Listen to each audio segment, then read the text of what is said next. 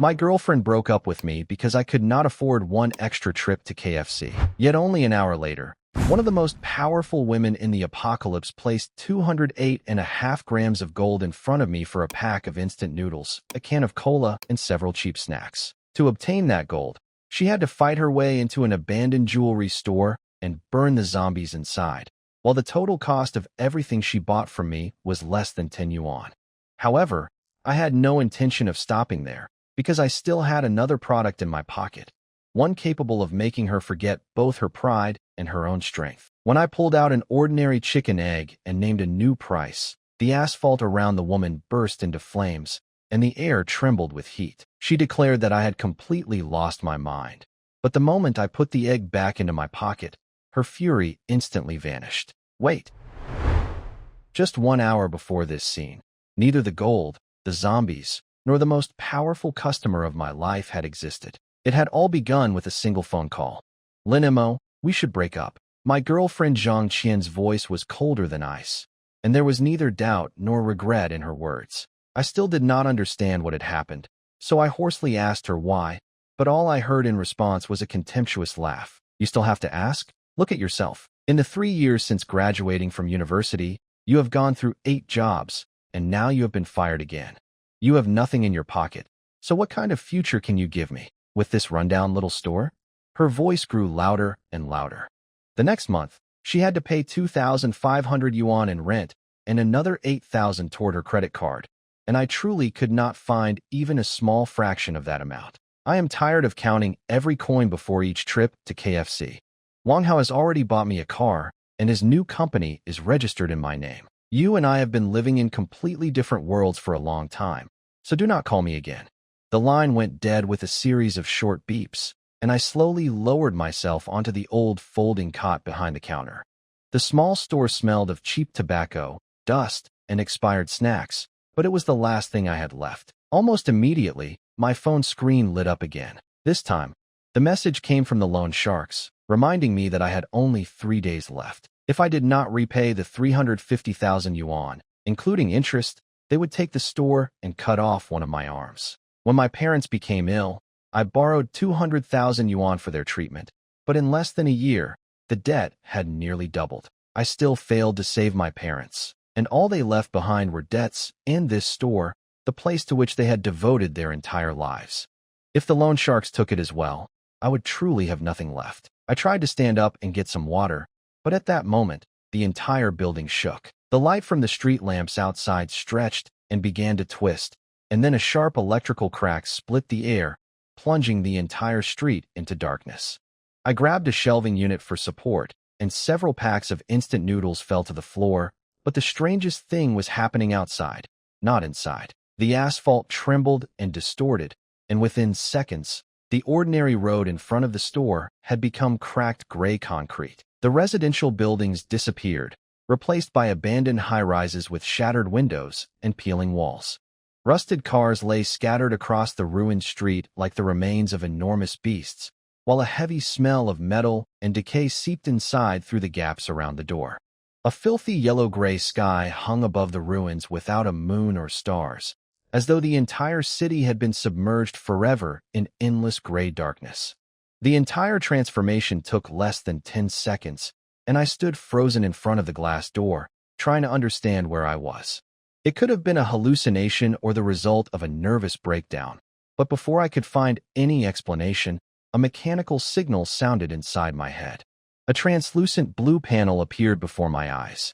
The system announced that the first interdimensional transfer had been completed and that my current destination was the age of the apocalypse. My store had been bound to an interdimensional anchor and granted absolute safety. I could not suffer any harm inside it, and no entity could enter without my permission. I reached out, but my fingers passed straight through the blue display. It all seemed insane, but the unfamiliar ruined city outside the door did not disappear, so I had to accept the obvious.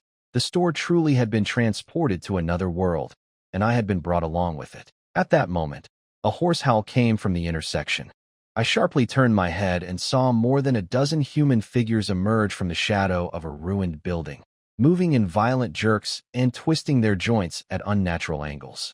Their clothes had become filthy rags, Their skin had taken on a deathly gray color, and their eyes were cloudy and empty. Half of one creature's face had rotted away, exposing its teeth and blackened muscles, leaving no doubt about what stood before me. They were real zombies. At first, they wandered aimlessly among the ruins, but one of them suddenly stopped and turned its head toward me. The others then looked toward the store, because it was the only place still brightly lit among the dark buildings. One zombie released a piercing howl, and the entire horde charged. They moved much faster than the monsters in movies, so within seconds, the first creature reached the entrance and raised a clawed hand. There was nowhere for me to run. The store was less than 20 square meters. There was no back exit, and the dead had already surrounded the only door. The first zombie slammed into the glass with all its strength, but instead of shattering glass, I heard only a dull thud. A faint blue ripple flashed across the surface of the door for an instant, while the glass itself remained completely intact. The zombie struck again, and within seconds, the others joined it. They pounded the door with their hands and heads, scraped it with their claws, and pressed against it with their entire bodies. Yet I could not feel even the slightest vibration inside the store. The shelves remained still, and even the packs of noodles that had fallen to the floor did not move a single centimeter. Only then did I fully believe that absolute safety truly worked. Once I was certain that the zombies could not enter, I finally exhaled and tried to answer two main questions. Where exactly was I, and how could I return home? At my command, the blue panel appeared again. The system showed that the store would remain in the age of the apocalypse for 12 hours, after which the interdimensional transfer would recharge and I would be able to return to my original world. No one there would even notice that the building had disappeared. The possibility of returning home instantly lifted the weight that had been pressing on my chest. All I had to do was spend 12 hours here without leaving the safe zone. But before long, my gaze shifted from the zombies outside the door to the shelves filled with goods. The store contained cheap instant noodles, water, sausages, bread, cookies, and other products that were gradually nearing their expiration dates. In my world, all of it cost next to nothing. But here, an ordinary bottle of clean water could save a person's life, and one pack of noodles could become an entire feast. In the world of the apocalypse, food and water, not gold or diamonds, were the real treasures. The moment I realized this, Zhang Qian's words about my inability to give her any future echoed through my mind again. Now the future was right in front of me. In one world, I could buy products for a few yuan, while in the other, I could exchange them for gold, weapons, technology, or unusual objects that did not exist back home. So instead of hiding from the zombies for 12 hours, I decided to use that time to earn my first capital. At first, I considered selling a bottle of water for 1 gram of gold, but I rejected the idea almost immediately. In a world where clean water and safe food were matters of life and death, I alone possessed the goods and the right to set their prices. Therefore, a bottle of water should cost 10 grams of gold, and a pack of instant noodles should cost a full 100 grams. The plan seemed perfect, but it had one serious flaw. I had no customers. Survivors were probably hiding somewhere among the ruined buildings, but none of them would risk approaching the store while a horde of zombies surrounded its entrance. I could simply wait until I returned home and leave empty-handed. But after everything that had happened, I could not accept that outcome. I needed bait powerful enough to make a hungry person leave their shelter and risk their life. My gaze settled on the red packages of braised beef-flavored instant noodles.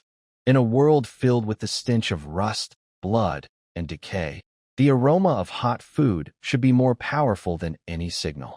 I pulled an old electric kettle and an enamel bowl from beneath a shelf. The electricity inside the store was still working, so the water soon boiled, and I poured it over the noodles and all the seasonings. The room instantly filled with the rich aroma of beef and spices. In my world, this smell would not have surprised anyone, but in the middle of a dead city, it seemed like the aroma of the most expensive dish on earth. I only needed to carry the smell outside without opening the door. An old exhaust fan that my parents had used while cooking was mounted near the ceiling, and although its grease-coated blades first gave an unhappy squeal, they soon began to turn. I placed the steaming bowl directly beneath the fan, allowing the airflow to carry the aroma outside. Now I could only watch the ruins and hope that at least one survivor would smell it. 10 minutes passed, and then another 10. The zombies continued scratching at the door, but nothing else happened, while the noodles slowly cooled and began to clump together. I had already decided that no living people remained in the area and reached for the bowl so the food would not go to waste. At that exact moment, crimson flames erupted outside. A wave of fire instantly engulfed all the zombies, giving them no chance to release even one final scream. Within seconds, only charred bodies remained of the entire horde, and the air filled with the sharp smell of burned flesh. I felt neither heat nor shock wave, because the store's protection completely absorbed the effects of the attack. However, it was too early to relax, because the measured clicking of high heels was already coming from the darkness around the corner. A tall woman in a skin-tight black leather outfit slowly stepped into the street. Her long, wine-red hair fell freely over her shoulders, and a small mole beneath one eye gave her beautiful face a dangerous expression. She looked as though she had just left an expensive nightclub, not as though she were standing in the middle of the apocalypse. The woman stopped in front of the store and first carefully examined its brightly lit interior, which looked completely out of place among the surrounding ruins. Then her gaze shifted to me. Interesting. Someone has actually decided to open a store in a place like this. I said nothing and continued to study her carefully. This woman had destroyed more than a dozen zombies in seconds, so I could not afford to underestimate her. Owner, are you not going to invite me inside? She smiled and confidently stepped toward the door, but immediately collided with an invisible barrier. A gentle but irresistible force pushed her backward, instantly wiping the smile from her face. The woman reached out, touched the transparent wall, and asked with genuine interest whether I was an awakened. In her opinion, only a spatial barrier or an unusual force field could stop a person, but she had never encountered anything like it before. I did not reveal the truth. She had mistaken me for a powerful awakened, and that misunderstanding worked far too well in my favor to correct it. When she realized that she would receive no explanation, the woman smiled again and introduced herself as Ye Ying. I told her my name, and her gaze immediately slid past me and settled on the shelves of food. How much are the noodles? So my bait had worked after all. I accept gold. Ye Ying asked in surprise whether I truly meant gold, and then she burst into loud laughter. In her world, that useless metal had lost all value long ago because it could not be eaten, drunk, or used for protection against zombies. Mr. Lin, have you been hiding in there for too long? Who needs gold anymore? My store accepts nothing else. I spoke calmly because, while I was inside the store, she could not harm me anyway. Besides, I immediately understood what kind of person stood before me. She would interpret any concession as a sign of weakness and press me even harder. Her smile became noticeably colder. It seems you do not understand how to speak to someone stronger than you. A small orange flame appeared on the tip of her finger. It was no larger than a fingernail, but the heat it released was enough to make the surrounding air tremble. Ye Ying flicked her finger, and the flame flew straight toward my face like a bullet fired from a gun. I did not step back or even attempt to dodge. The flame struck the invisible barrier and instantly vanished, causing no explosion and leaving no trace behind. Even the temperature inside the store remained unchanged. Ye Ying's pupils sharply contracted. She realized that her fire had not merely been stopped or blocked. It had been completely erased, as if the attack had never existed. Can we discuss business now? I had not come to this world to fight. I needed customers and their gold, so a pointless conflict did not interest me. Ye Ying took a deep breath and suppressed her surprise. When she spoke again, her voice was noticeably more polite. Very well, Owner Lin. Name your price. 100 grams of gold. 100 grams. Why do you not simply rob people then? I merely shrugged. You do not have to buy it. Ye Ying was so annoyed by Lin Mo's stubborn attitude that her chest felt tight. She had dominated these ruins for so long. Relying on her powerful flame ability, every survivor she met treated her politely, or even tried to flatter her. Yet this guy in front of her looked like an ordinary person, but dared to speak to her like this. The worst part was that she could do absolutely nothing to him. That invisible wall erased all of her dissatisfaction. Ye Ying was speechless with anger, yet she could not find any reason to lash out. Failure consequence 2. The genetic chain will undergo a harmful mutation. The user will turn into a zombie in extreme pain. He picked up the fork, lifted a large bite without caring about anyone else, and stuffed it into his mouth. Slurp. The loud sound of him slurping noodles was especially clear and harsh in the silent street. The rich broth, the chewy noodles, and the cheap but strong seasoning exploded across his tongue. Lin Mo felt that this was the most delicious bowl of instant noodles he had ever eaten in his life. Ye Ying swallowed uncontrollably. She could no longer remember how long it had been since she had eaten a hot meal. Normally, she survived on canned food and energy bars she scavenged.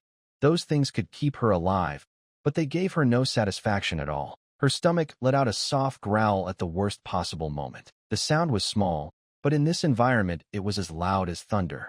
Ye Ying's cheeks instantly turned red with embarrassment, frustration, and desire. As if he had heard nothing, Lin Mo calmly picked up the tiny piece of dehydrated beef, no bigger than a fingernail, and slowly chewed it with an expression of enjoyment. That completely shattered Ye Ying's last psychological defense. "You win." She gritted her teeth and forced out the 3 words. "I don't have that much gold right now. Can you let me pay later?"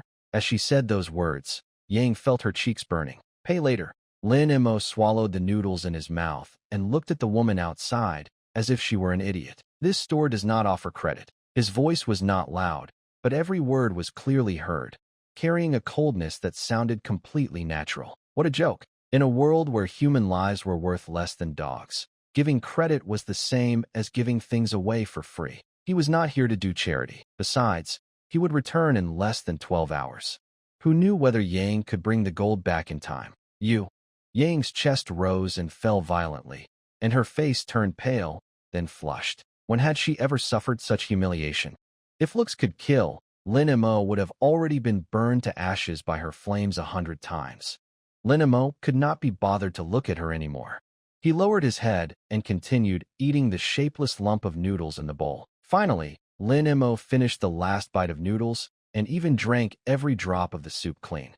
He let out a satisfied burp. He stood up and casually took the plainest-looking ham sausage from the shelf. Tap! With a flick of his finger, the ham sausage passed through the invisible barrier without any resistance, traced a small arc through the air, and landed precisely on the broken ground in front of Ye Ying's feet. The whole movement was as casual as feeding a stray cat by the roadside. Ye Ying's body instantly froze. Her beautiful phoenix eyes stared fixedly at Lin Mo, and it seemed as though fire would burst from the depths of her eyes.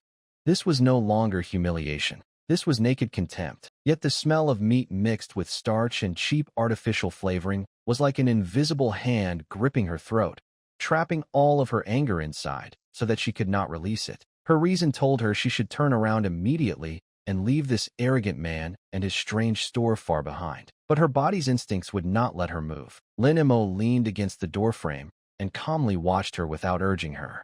He was very patient. He was certain that Ye Ying would pick up the ham sausage. Time seemed to freeze. 1 second, 2 seconds. Finally, Ye Ying slowly bent her proud waist. The moment the familiar salty taste, filled with food additives and artificial flavoring, exploded on her tongue, Ye Ying's body trembled almost imperceptibly. It had been far too long since she had tasted something like this. In just a few bites, she finished the entire ham sausage. After that, her cheeks were burning hot. "This is my sincerity." Lin Mo's voice sounded at just the right moment, breaking the awkward silence. 100 grams of gold for 1 bowl of noodles. Fair prices for everyone. Ye Ying raised her head and looked at Lin Mo with a complicated expression. Not only had her hunger not eased, but after eating that ham sausage, it had become even stronger. That steaming bowl of instant noodles now looked more attractive to her than any jewelry. Ye Ying took a deep breath and suppressed the emotions surging inside her. "Wait for me." She left those 2 words behind and turned to leave. With her ability, as long as she found a survivor settlement or a bank vault from before the disaster, getting 100 grams of gold would not be difficult. "Wait." Lin Mo stopped her again. Ye Ying stopped and looked back with a trace of caution in her eyes. Lin Mo calmly walked to an old freezer, opened it, and took out a red can. PSSSD. A crisp and pleasant sound echoed as the can was opened, accompanied by the fizzing of bubbles. It sounded especially clear in the silent ruins. Lin Mo tilted his head back and took a drink. The ice-cold liquid, filled with sparkling bubbles, slid down his throat, making him narrow his eyes in satisfaction. Ye Ying's pupils instantly widened. She recognized it. Coca-Cola, a drink that had once been everywhere before the apocalypse. But today, it was more luxurious than any fine wine, and it was ice cold. In a world where even clean drinking water had become a luxury, a sip of ice-cold cola was an irresistible temptation for someone whose throat was dry. Ye Ying swallowed once again without meaning to. Instant noodles are the main meal. You need something to drink with them. Lin Mo gently shook the can of cola in his hand. Drops of water on its surface sparkled under the light. This costs 50 grams of gold per can. Ye Ying's breathing clearly became faster. However, Lin Mo was not finished yet. He put down the cola and picked up a long, bright red package from the most eye-catching spot on the shelf. He tore it open, and a strong, spicy smell instantly covered the burnt odor still lingering in the air. It was spicy strips. After a meal, you need some snacks.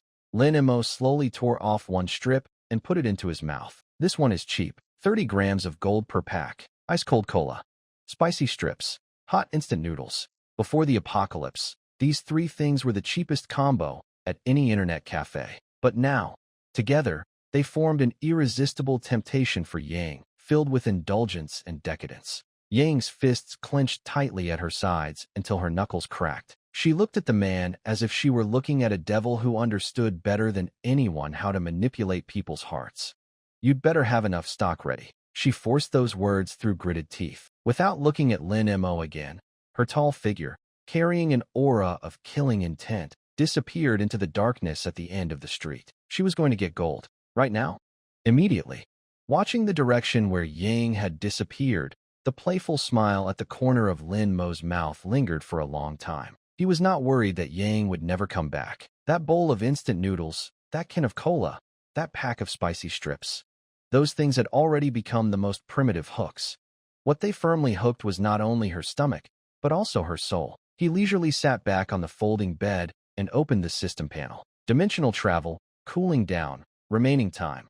10 hours, 32 minutes, and 15 seconds. There was still plenty of time. Lin Mo was not in a hurry at all. He stood up and began inspecting his small convenience store.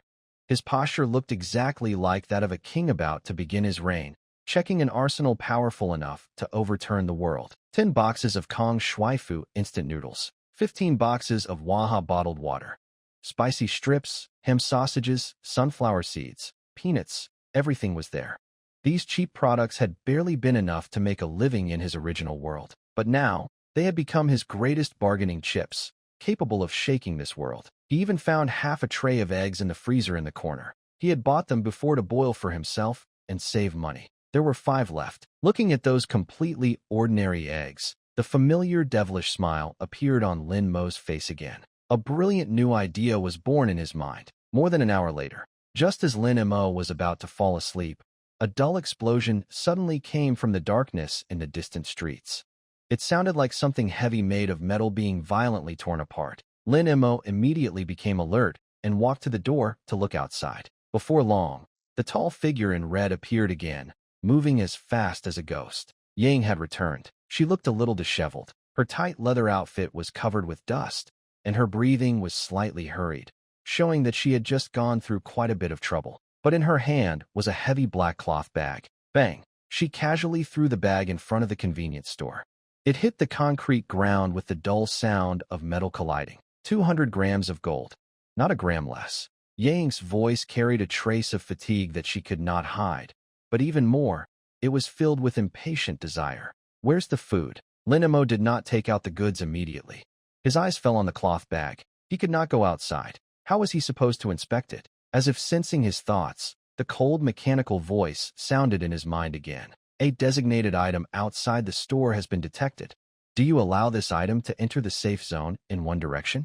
Just as expected, Lin Mo answered silently in his mind. Allow. The next second, the black cloth bag lying outside the door was lifted by an invisible hand, passed through the transparent barrier without any resistance, and gently landed at Lin Mo's feet. Ye Ying's pupils shrank once again.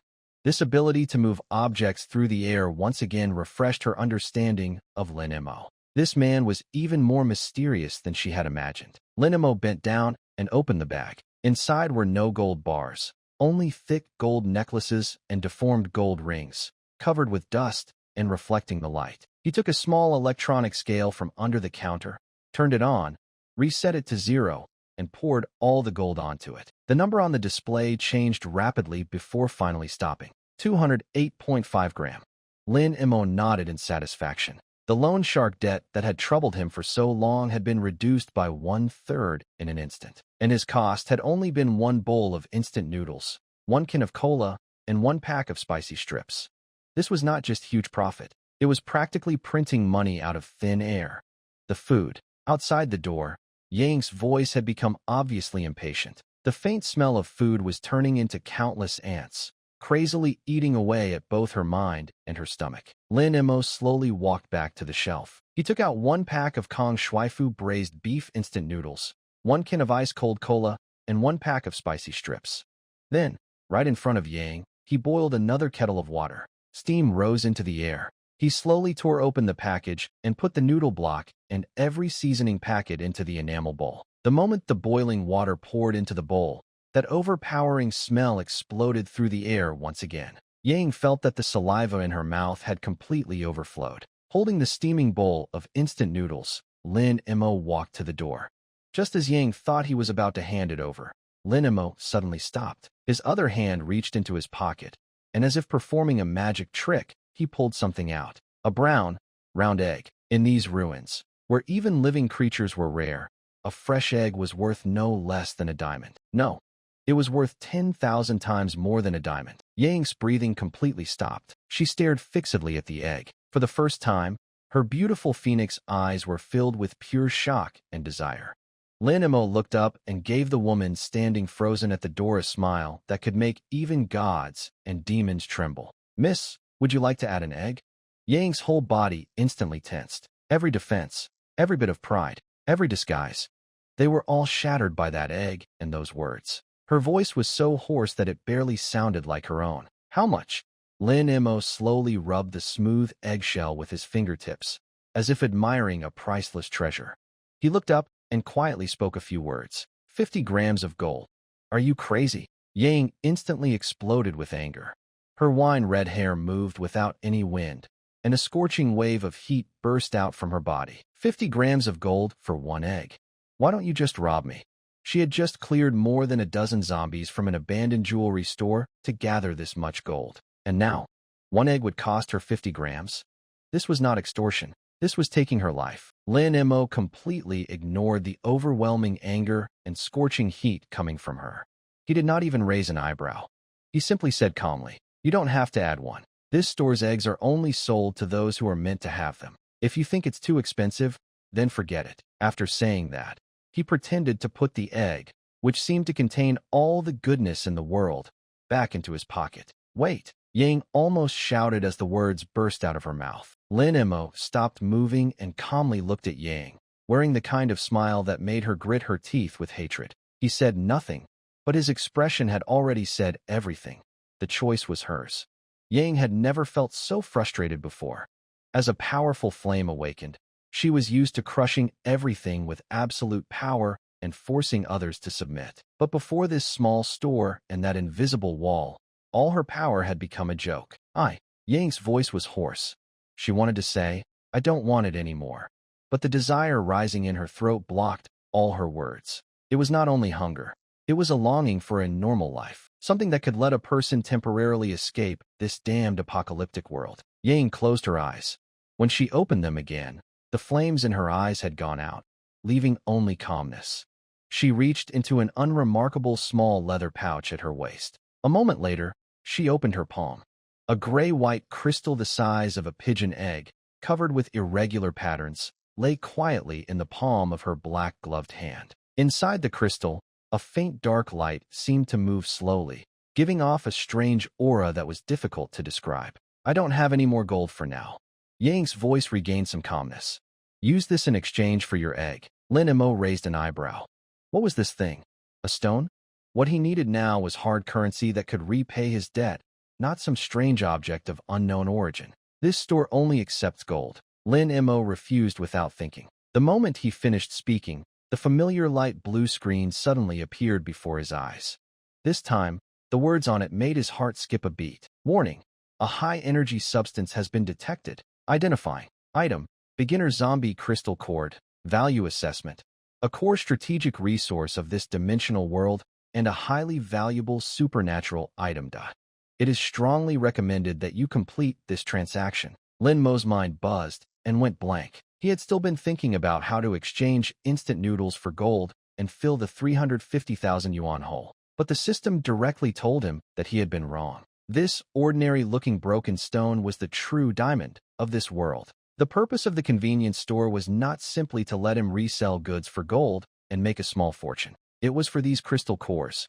In an instant, Lin Mo understood everything, but his face still held that indifferent and slightly disgusted expression. He raised his eyelids, lazily glanced at the crystal core in Yang's hand, and deliberately curled his lips impatiently. What kind of broken stone is that?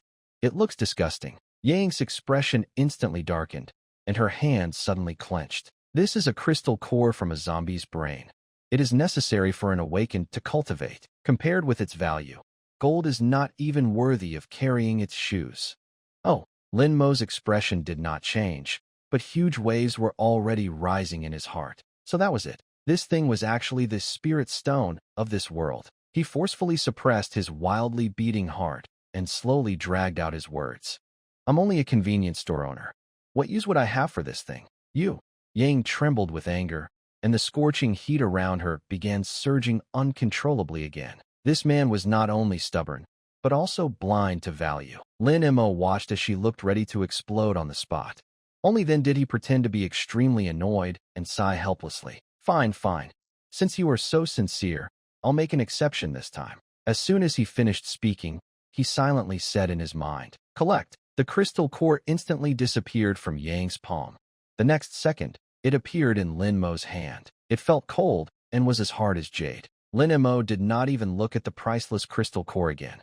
He casually put it into his trouser pocket. Only then did he slowly pick up the precious egg. Under Yang's almost burning gaze, he gently tapped the egg against the edge of the large enamel bowl. Crack! At this moment, the clear sound of the shell breaking seemed like the most beautiful music in the world. The full golden yolk and clear, sticky egg white slid together into the steaming instant noodle soup. Sizzle! The moment the egg touched the boiling soup, its edges immediately hardened, forming a beautiful white ring. The half-cooked yolk trembled slightly in the rich braised beef soup like a tempting heart. The pure smell of egg mixed with the previous overpowering beef aroma and rose to a new level. In the end, they formed an ultimate fragrance powerful enough to make even the soul tremble. Yang's eyes went completely straight. This time, Lin Mo did not keep her waiting any longer. He sent the bowl of deluxe supreme instant noodles with egg, together with the can of ice-cold cola and the pack of spicy strips,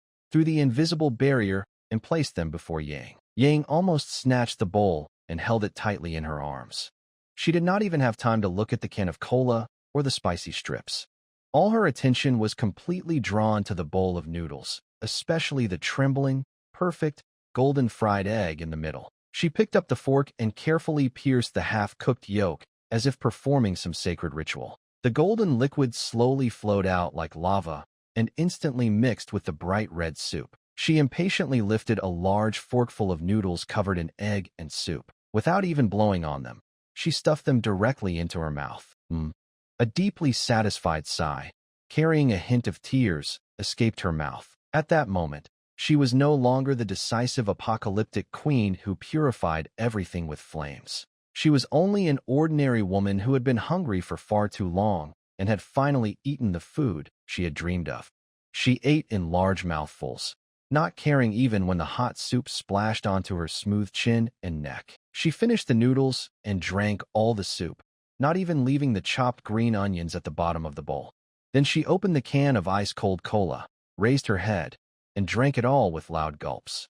The stimulation brought by the cold liquid made her narrow her eyes in comfort. Only after that did she tear open the pack of spicy strips and eat them one by one, as if tasting some treasure of civilization that had been lost for a long time. Throughout the entire process, Lin Mo quietly leaned against the doorframe and watched. He showed no pride and did not mock her. Yang raised her head and looked at Lin Mo with an extremely complicated expression. There was satisfaction in her eyes, lingering enjoyment, deep caution, and even a trace of expectation that she herself had not noticed. I will come again. After leaving those words behind, Yang said nothing more. She turned around and disappeared into the darkness at the street corner.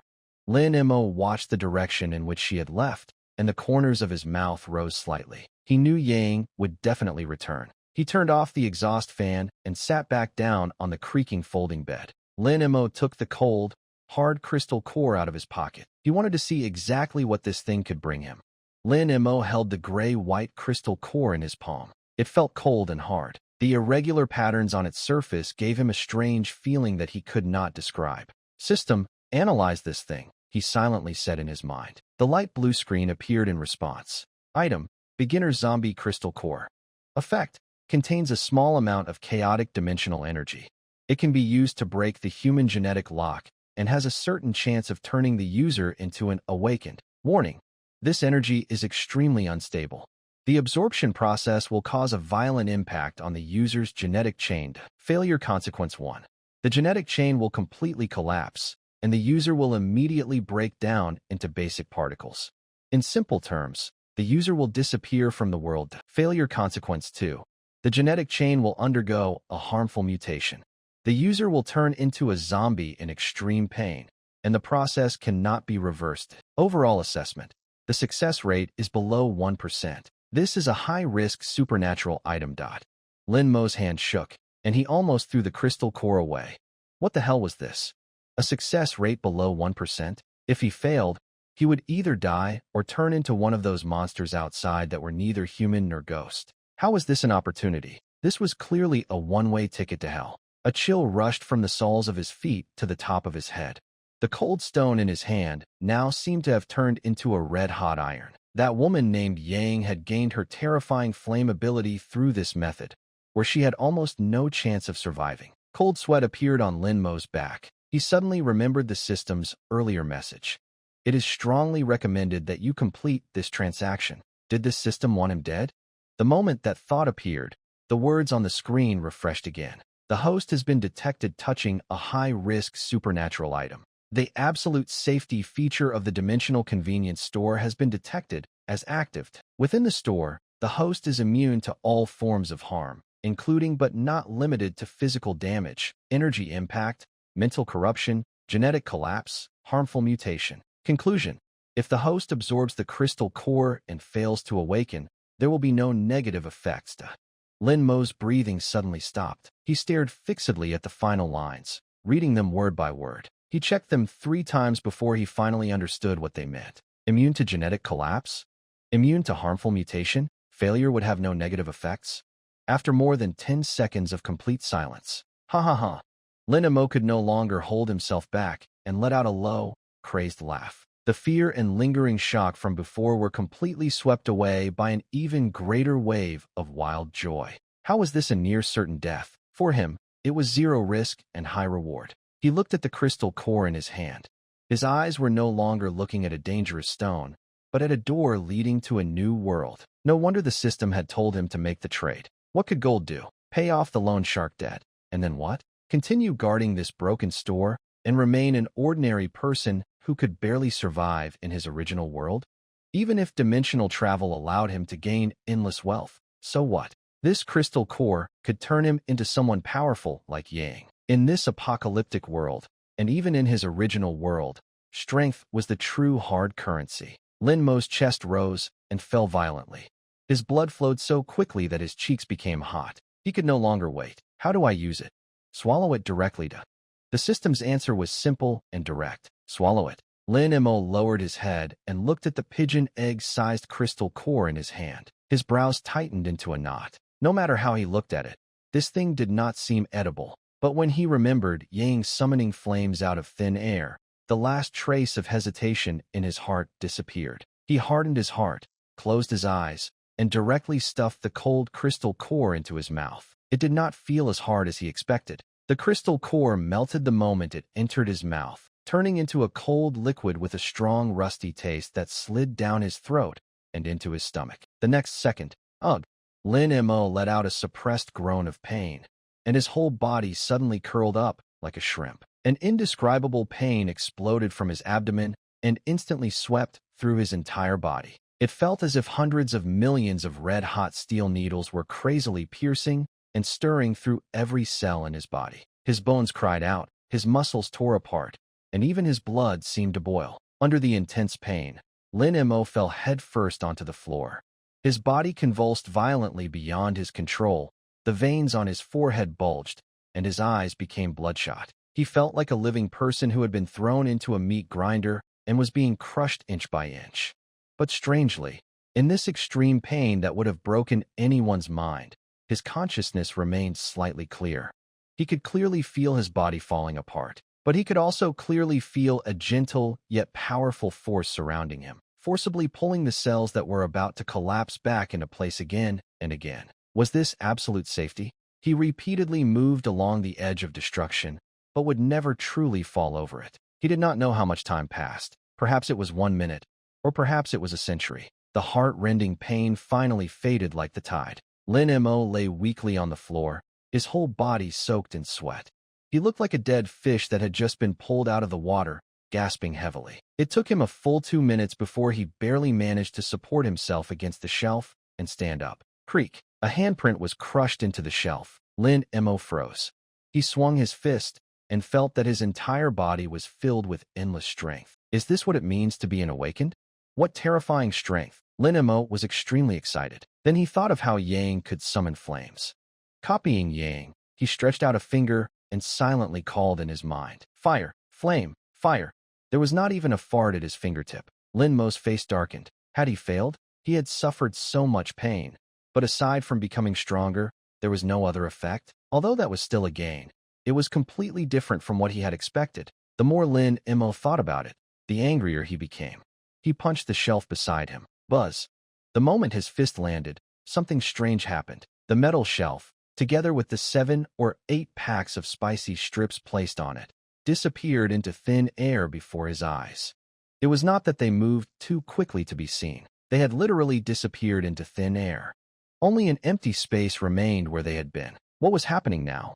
At that moment, Lin Mo suddenly felt something unclear appear inside his mind. It was as if a small independent space had been forcibly attached outside his consciousness.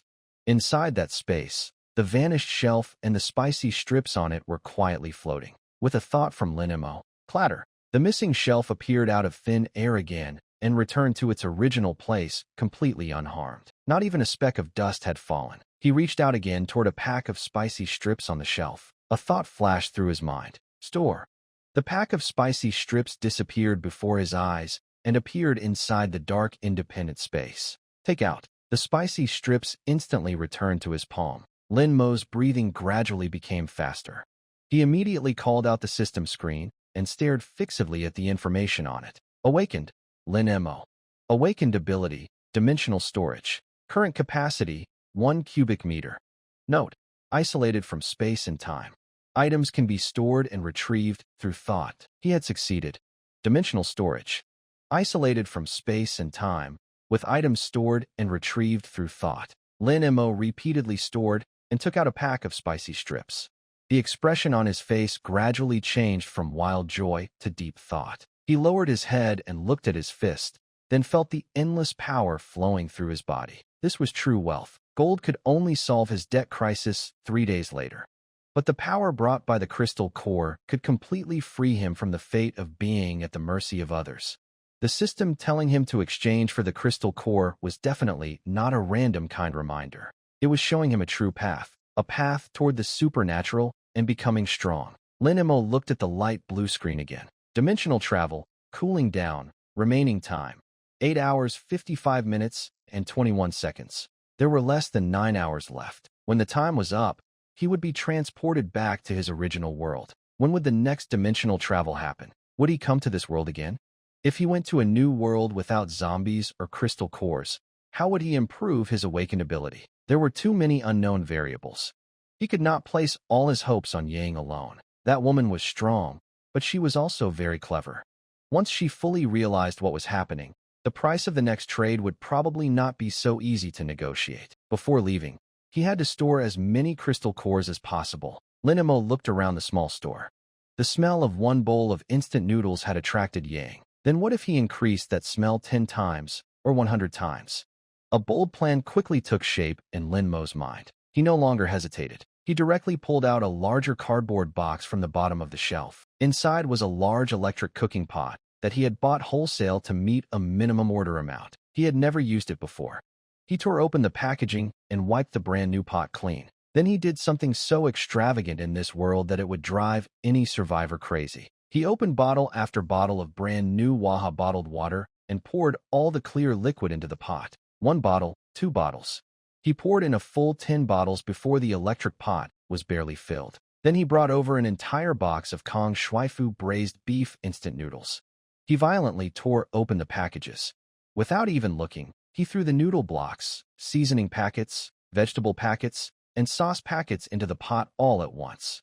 1 pack, 2 packs, a full 20 packs of instant noodles piled up into a small mountain inside the pot. But he was not finished. He opened an entire bundle of ham sausages, removed their red plastic wrappers, broke each starch-filled sausage into 2 pieces, and threw them into the pot. Finally, he carefully took the remaining 4 eggs out of the freezer.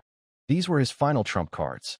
Only after finishing all of this did he plug in the pot and turn the power knob to its highest setting. The electric pot began working, and the red indicator light turned on. Lin Mo turned on the creaking exhaust fan again and set it to its highest speed. What he wanted to make was not 1 bowl of noodles. It was a pot of apocalyptic Buddha jumps over the wall, powerful enough to completely destroy the reason of every survivor within several kilometers.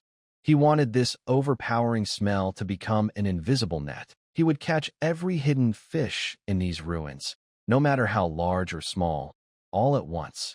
The water temperature slowly rose. Inside the pot, the artificial flavorings and dehydrated seasonings began to mix with the water. Thin traces of smell began to spread. Lin Mo leaned against the doorway and quietly waited. Time slowly passed. The bubbling sound from the electric pot was the only sign of life nearby. The water in the pot had begun to boil completely. The reddish-brown soup rolled as it pulled the mountain of noodle blocks, ham sausages, and seasonings into it. The smell that had originally been restrained completely erupted at this moment. It was no longer spreading in thin traces, but as a flood so strong that it almost seemed solid. The overpowering braised beef smell was the main scent, mixed with the starchy meat smell of the ham sausages and the essence of all the artificial flavorings from 20 seasoning packets, forming an unreasonable flood of smell. The exhaust fan broke up this smell and carried it with the wind into every corner and every crack of the ruined street, spreading wildly toward more distant places. 3 streets away, inside a building that had half collapsed, a thin young man with a pale yellow face curled up in a corner. He covered his mouth with a torn cloth and let out suppressed coughs.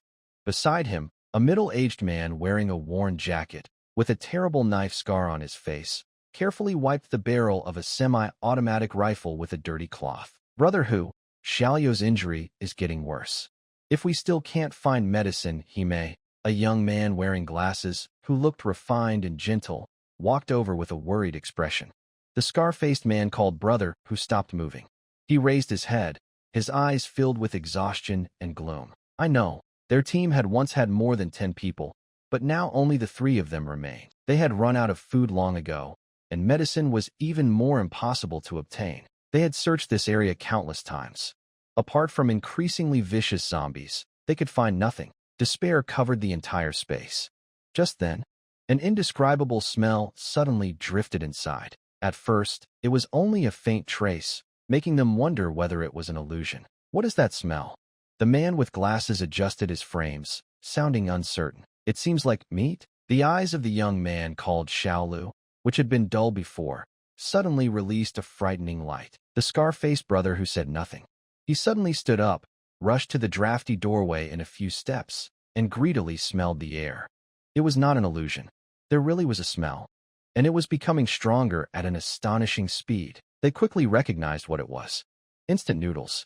Junk food that they had long grown tired of before the apocalypse. But at this moment, that smell instantly destroyed the last of their reason. Gulp. The sound of 3 people swallowing saliva could be clearly heard. "Brother Hu, someone outside is cooking noodles."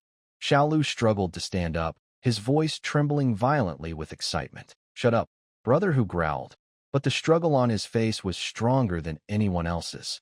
Reason told him that this was definitely a trap. In these ruins, Anyone who dared to openly start a fire and cook was either insane or a hunter with absolute strength. But his body, tortured by hunger, was screaming hysterically, "Go! Find it! Eat it! Brother Hu, we're running out of time." The man with glasses also became anxious. "This smell is too strong. We definitely aren't the only ones who smelled it. If we arrive too late, there won't even be any soup left." The muscles on Brother Hu's face twitched violently. He knew better than anyone that if this continued, all three of them would starve to death here.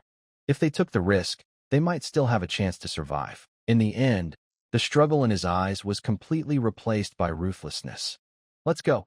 The smell of instant noodles spread wildly through the silent ruined city. It entered broken sewer pipes, climbed up unstable high-rise buildings, and seeped into tightly sealed underground shelters. Deep inside the city, in a secret room sealed by thick steel plates, a man who had been meditating with his eyes closed suddenly opened them. His nose moved uncontrollably.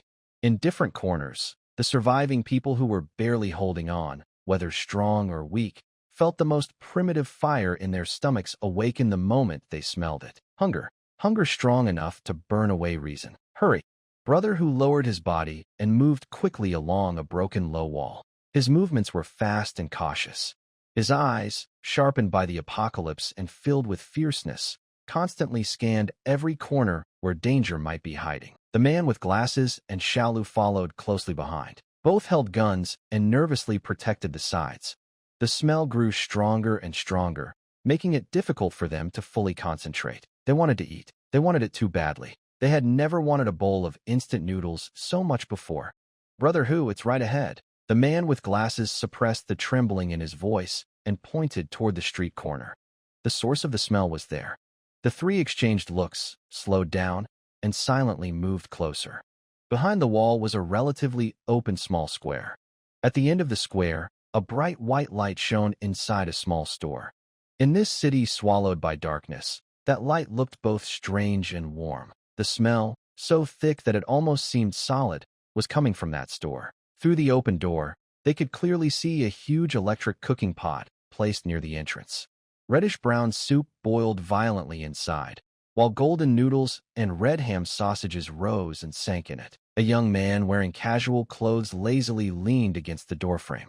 His relaxed posture seemed completely out of place in this world. A trap. That was the first thought that appeared in Brother Hu's mind. It was too obvious, too abnormal. This was not how a survivor should act. It was clearly bait set by a hunter, waiting for starving prey to walk into the trap. The man with glasses and Xiaolu beside him had clearly thought of the same thing. They breathed quickly and stared fixedly at the pot, their throats moving up and down, but neither dared to take another step forward. Reason was giving them a frantic warning, while their bodies screamed. Xiaoyo's stomach made a loud growling sound that was especially clear in the silent surroundings. Brother Hu's expression became extremely dark. At that moment, from the corner of his eye, he suddenly noticed something move in the shadow of an abandoned vehicle diagonally across from them. It was not a zombie.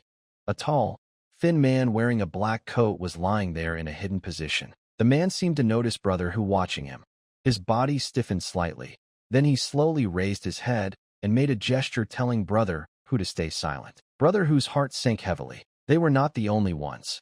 He immediately looked away, forced himself to calm down, and examined the seemingly quiet square again in a new way. He quickly found more. At a second-floor window of a collapsed building on the left, there was a blurry human figure. At the entrance of a small alley on the right, something metallic reflected light behind a pile of garbage. Even behind another wall not far behind them, there was an extremely faint disturbance. There was more than one group, at least 4 groups. Like them, everyone had been attracted by the deadly smell, then frightened by the strange scene. Without discussing it, they had all chosen to hide and observe. The air was filled with the smell of food and an even more dangerous smell of gunpowder. Xiaolu and the man with glasses also sensed that something was wrong. Their faces became pale, and their hands holding the guns were covered in cold sweat. Everyone's target was the small store, the man, and the pot. But before that, they were each other's greatest threat. Whoever moved first might become everyone's target. They had thought they were the first adventurers to discover the treasure. Only now did they realize that they were merely small fish that had fallen into a pool of sharks. Fine drops of sweat also appeared on Brother whose forehead. He looked at the small store again. The young man was still leaning against the doorframe. He even yawned. It seemed as though he knew nothing about the hidden danger around him. Lin Mo naturally knew there were people outside. And there was more than one group. The water in the pot was already boiling completely, bubbling loudly. The heavy smell that filled the air was the fishing net he had cast over these ruins. Now all the fish had arrived. Lin Mo stretched, and the joints throughout his body made a series of crisp, cracking sounds. His voice was not loud, but it clearly reached the ears of every hidden person. There was complete silence. No one answered, but everyone's heart rose into their throat at that moment. He slowly walked to the entrance and looked around at the dark corners. Everyone, you've been watching for so long. Aren't you hungry? He discovered us. Brother, whose back was instantly soaked with cold sweat, and the fingers holding his rifle tightened without him thinking. There's no need to be so nervous. Lin Mo took a steaming piece of ham sausage out of the pot and stuffed it into his mouth. He continued, speaking unclearly. I opened this place to do business. Peace brings wealth. I have noodles, water, and ham sausages here. You can eat until you are full. These words made everyone's breathing grow heavier. In the shadow across the street, the tall, thin man licked his cracked lips and finally could not hold back. How much? It's simple. Lin Mo swallowed the food in his mouth and clapped his hands. Gold or crystal cores? The tall, thin man froze for a moment. What did that mean? Crystal cores made sense. They were absolute hard currency. But gold? That thing could not be eaten or drunk. In this wasteland, it was worth less than a steel plate that could be used to reinforce doors and windows. Damn it. Are you playing with us? A rough, impatient voice came from behind the garbage pile at the alley entrance. Brothers, this kid never planned to trade. He's just making fun of us.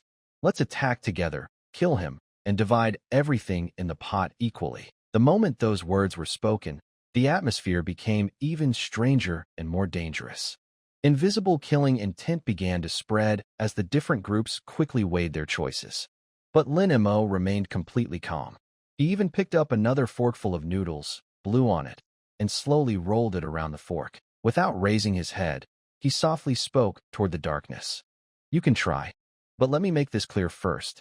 Anyone who attacks will lose the right to trade. Lin Mo's voice was very calm, but everyone felt the piercing chill behind it. Losing the right to trade. That meant that even if they brought out more gold and crystal cores, they could only watch others eat noodles and drink soup. That would be even more painful than killing them. The air seemed to freeze, and every second felt extremely long. The bubbling sound from the pot became the only sound. Each bubble felt like a heavy hammer striking everyone's heart. Behind the garbage pile at the alley entrance, the rough man's face twitched violently. He stared fixedly at the pot, and his heavy breathing could be clearly heard. Reason and hunger fought wildly inside his mind. In the end, the overpowering smell defeated everything. Damn it! I don't believe this. A furious shout broke the silence. The man suddenly rushed out from behind the garbage pile. He held a homemade shotgun assembled from a steel pipe and spare parts. Its dark barrel pointed directly at Lin Mo. Attack together. No matter how strong he is, he's only one person. Following his order, two equally thin men came out from the shadows behind him. One held a machete, and the other held a steel pipe. The situation suddenly changed. The hearts of everyone hiding in the other corners jumped. Brother, whose pupils suddenly contracted, and he instinctively pressed his body even closer to the wall. He did not move. The tall, thin man in the black coat also remained behind the car without moving. They were all waiting. They wanted these first attackers to test how deep the water was. Die! The rough man's face twisted fiercely as he pulled the trigger without hesitation. Bang! A sharp gunshot traveled far through the silent night. A burst of orange-red flame came from the homemade shotgun's barrel. Countless steel pellets mixed with iron fragments formed a deadly cloud and covered Lin Mo at the entrance. However, what happened next almost made every observer's eyes pop out. The cloud of steel pellets, powerful enough to fill a cow with holes, reached about 1 meter from the convenience store entrance and seemed to strike an invisible wall. There was no sound, no sparks, not even the slightest pause. All the steel pellets and iron fragments instantly lost all their force before the invisible boundary and softly fell to the ground with a series of clear metallic sounds. It was as if they had never been fired from a gun and had simply been scattered onto the ground by hand. From beginning to end, Lin Mo, standing inside the doorway, did not even move an eyebrow. He even took another forkful of noodles from the pot with interest, blew on it, and slowly put it into his mouth. The entire square fell into a strange silence. The fierce expression on the rough man's face completely froze and turned into pure shock. He could not understand what he had just seen. His two companions holding the machete and steel pipe also froze where they stood. Their steps stopped in midair, unable to move forward or retreat. Impossible. This is impossible, the man muttered to himself. The color quickly drained from his face and was replaced by extreme fear. At that moment, the tall, thin man in the black coat, who had been hiding behind the abandoned vehicle, showed a strange look in his eyes. He was not frightened away by the strange scene. Instead, he seemed to discover something, and a cold smile appeared on his face. Physical attacks were useless? Then what about non-physical attacks? He silently raised his right hand and aimed his palm at Lin Mo, who was still eating noodles. An invisible force gathered in his palm. The surrounding air seemed to twist slightly. The next second, an invisible mental force attack shot silently toward Lin Mo's temple like an unseen arrow. This was his awakened ability, Mental Force Pierce. It was silent, invisible, and difficult to defend against. It was his greatest trump card for surviving in the apocalypse. He believed that this kind of attack, which directly affected the mind, could not be stopped by any physical defense. However, when the mental force attack touched the invisible boundary, its fate was even worse than that of the steel pellets. It failed to create even the slightest ripple before completely evaporating and disappearing without a trace. The tall, thin man seemed to suffer a heavy blow. He suddenly spat out a mouthful of blood and collapsed, his face filled with unbelievable horror. His ability had backfired. Not only had his attack been made useless, but the barrier had even reflected it back exactly as it was. Now everyone understood. That small store and that man were completely invincible. He did not care whether they attacked, because no one could harm him. A fear deeper than facing a zombie horde seized everyone's heart. Brother, whose back was already completely soaked with cold sweat. He was glad, extremely glad, that he had not acted impulsively. Lin Mo finally finished the noodles in his mouth. He used his fork to lift an entire ham sausage from the pot and looked at the stunned survivors in the square. His gaze finally stopped on the rough man who had fired the gun and his two companions. The three men began trembling like sieves. I said it before. Lin Mo's voice remained calm, and no emotion could be heard in it. Anyone who attacks will lose the right to trade. Does anyone else want to try? Silence. An even more suffocating silence than before covered the entire square. The rough man and his two companions still held their attacking positions, but their bodies had become as stiff as three statues. Fear slowly climbed from the soles of their feet through their entire bodies. The others hiding in the darkness also held their breath. The iron fragments scattered on the ground completely destroyed the last bit of hope in their hearts. The young man before them was not someone they could fight with force. The tall, thin man had attacked very secretly. Otherwise, if the people around him knew that even an awakened had suffered defeat, they might already have fallen to their knees. The smell rising from the boiling pot no longer felt like temptation. Instead, it was like a death notice, constantly torturing their tense nerves.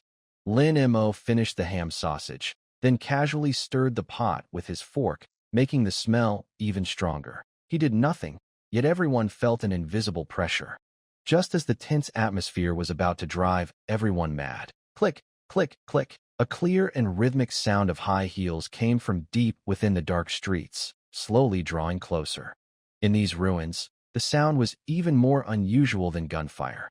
Everyone's heart jumped, and they all turned toward the direction of the sound. A tall, voluptuous figure slowly walked out of the darkness. Long wine-red curly hair, a fitted black leather outfit, and a seductive, bold face. It was Ye Ying. The steel pipe never reached Lin Mo's head. Brother, who immediately tensed up. He recognized her, just like every survivor who had managed to live long enough in these ruins. Ye Ying was one of the city's strongest awakened people. She controlled fire and treated the ruined city as her personal hunting ground. No one understood why someone like her had come here. Ignoring the fearful and greedy gazes around her, Ye Ying walked toward the store and stopped in front of the invisible barrier. "You really caused quite a scene," she said, looking at Lin Mo. Lin Mo casually pointed his fork at the three men who had attacked the store. There are always people who refuse to believe the rules. Ye Ying turned toward the survivors hiding in the darkness. I advise all of you to forget whatever ideas you have about this store. A small orange-red flame appeared in her palm. Even though it was not large, the heat it released immediately raised the temperature across the square. The survivors stared at it in fear. This was the power of a top-awakened person. But Ye Ying's next words frightened them even more. Even I cannot damage this store. The flame disappeared from her hand, and the square fell silent again. The invisible barrier had already made everyone cautious, but Ye Ying's confirmation destroyed their last bit of confidence. If even she could not break through the store's defenses, ordinary survivors had no chance at all. The rough man who had fired the homemade shotgun lost all strength in his legs and dropped to his knees. His weapon fell beside him. His two companions also collapsed in despair. They had already lost the right to trade, and now they realized that Lin Mo could probably kill them whenever he wanted. Brother Hu took a deep breath, placed his rifle behind his back, and stepped out from his hiding place with his empty hands visible. The other survivors followed his example and gradually emerged from the darkness. Only the tall, thin man in the black trench coat remained hidden. He covered his chest and tried to control his breathing. He was secretly relieved. His mental attack had been difficult to detect, and Lin Mo did not appear to know who had launched it. As long as he was not exposed, he could still trade with the store. Ye Ying ignored everyone else and took 3 gold bars from the leather pouch at her waist. Each bar weighed 3.5 ounces. I don't want noodles, she told Lin Mo. I want biscuits, canned food, and water. Something easy to carry and store. After calming down, Ye Ying had made a more practical choice. Hot instant noodles were tempting, but a hunter who was constantly moving needed food that could be stored and eaten anywhere. None of them had suffered fatal injuries, but they all had. He liked dealing with intelligent customers. Lin Mo returned to the store and soon came back with a plastic bag filled with compressed biscuits, canned luncheon meat, and bottled water. You're a returning customer, so I'll give you a discount. 3 gold bars for everything. Is that acceptable? Fine. Cash or bank transfer. The deal was much better than her previous one. Last time, she had exchanged 7 ounces of gold for instant noodles, cola, and spicy strips. Now she was receiving far more useful supplies. With a thought from Lin Mo, the 3 gold bars disappeared from Ye Ying's hand. He then passed the bag of food through the barrier. The transaction was completed in front of everyone. Ye Ying took the supplies, turned around, and disappeared into the darkness without wasting another second. Her visit had been brief, but it completely changed the situation. When the survivors looked at Lin Mo again, there was no longer any killing intent in their eyes. They now felt only hunger and fear. Lin Mo leaned against the doorframe and struck the edge of the pot with his fork. All right, the interruption is over. He looked around the square. Now it's your turn. Gold or crystal cores in exchange for food. Then he pointed toward the 3 attackers. Except for them. The 3 men immediately became the center of attention. The rough man stared at the steaming pot. The smell of the noodles tortured him until he could no longer endure it. He threw away his shotgun and crawled toward the invisible barrier. Boss, I was wrong. I was really wrong. Tears and snot covered his face. All his previous arrogance had disappeared. I failed to recognize someone powerful. Please forgive me. Just give me 1 bite of food. Even a mouthful of soup is enough. He continued desperately. I'll work like an ox or a horse for you. My life will belong to you. Where's the IOU? Lin Mo asked. Down and repeatedly slammed their heads against the ground while begging for mercy. Their desperate cries echoed across the square. The other survivors watched without sympathy. They only felt relieved that they had not attacked the store as well. Lin Mo calmly moved a piece of ham sausage around the pot with his fork. He did not even look at the begging men.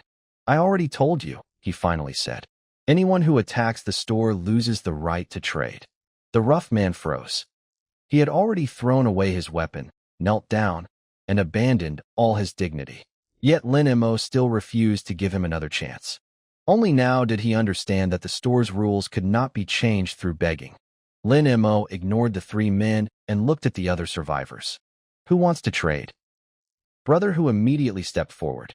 He avoided the three attackers, approached the entrance from the other side, and stopped at a safe distance from the barrier. Then he faced Lin Mo and bowed respectfully. "Boss, we want to trade." Brother who did not offer gold. Instead, he pulled a crystal core from a hidden pocket inside his clothes. It was smaller and cloudier than the one Yang had used. The light inside was barely visible, but it was still a real crystal core. Lin Mo silently gave the command to collect it, and the core disappeared from Brother whose palm before appearing in his pocket. "Smart people usually live longer," Lin Mo remarked. He returned to the counter, took out 3 large bowls, and filled them with noodles, ham sausage, and thick soup. When Lin Mo passed the steaming bowls through the barrier, Brother whose hands began to tremble. Behind him, the man with glasses and Shaolu stared at the food with red eyes. The warmth coming from the bowls was something they had not felt in a long time.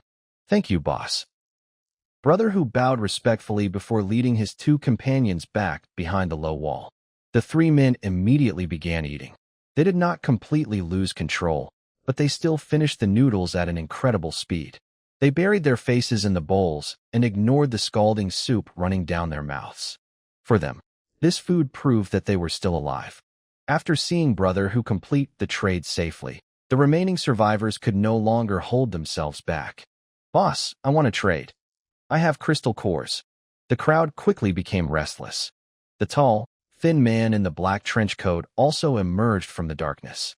His face was still pale after his mental attack had been reflected back at him, and he kept one hand pressed against his chest.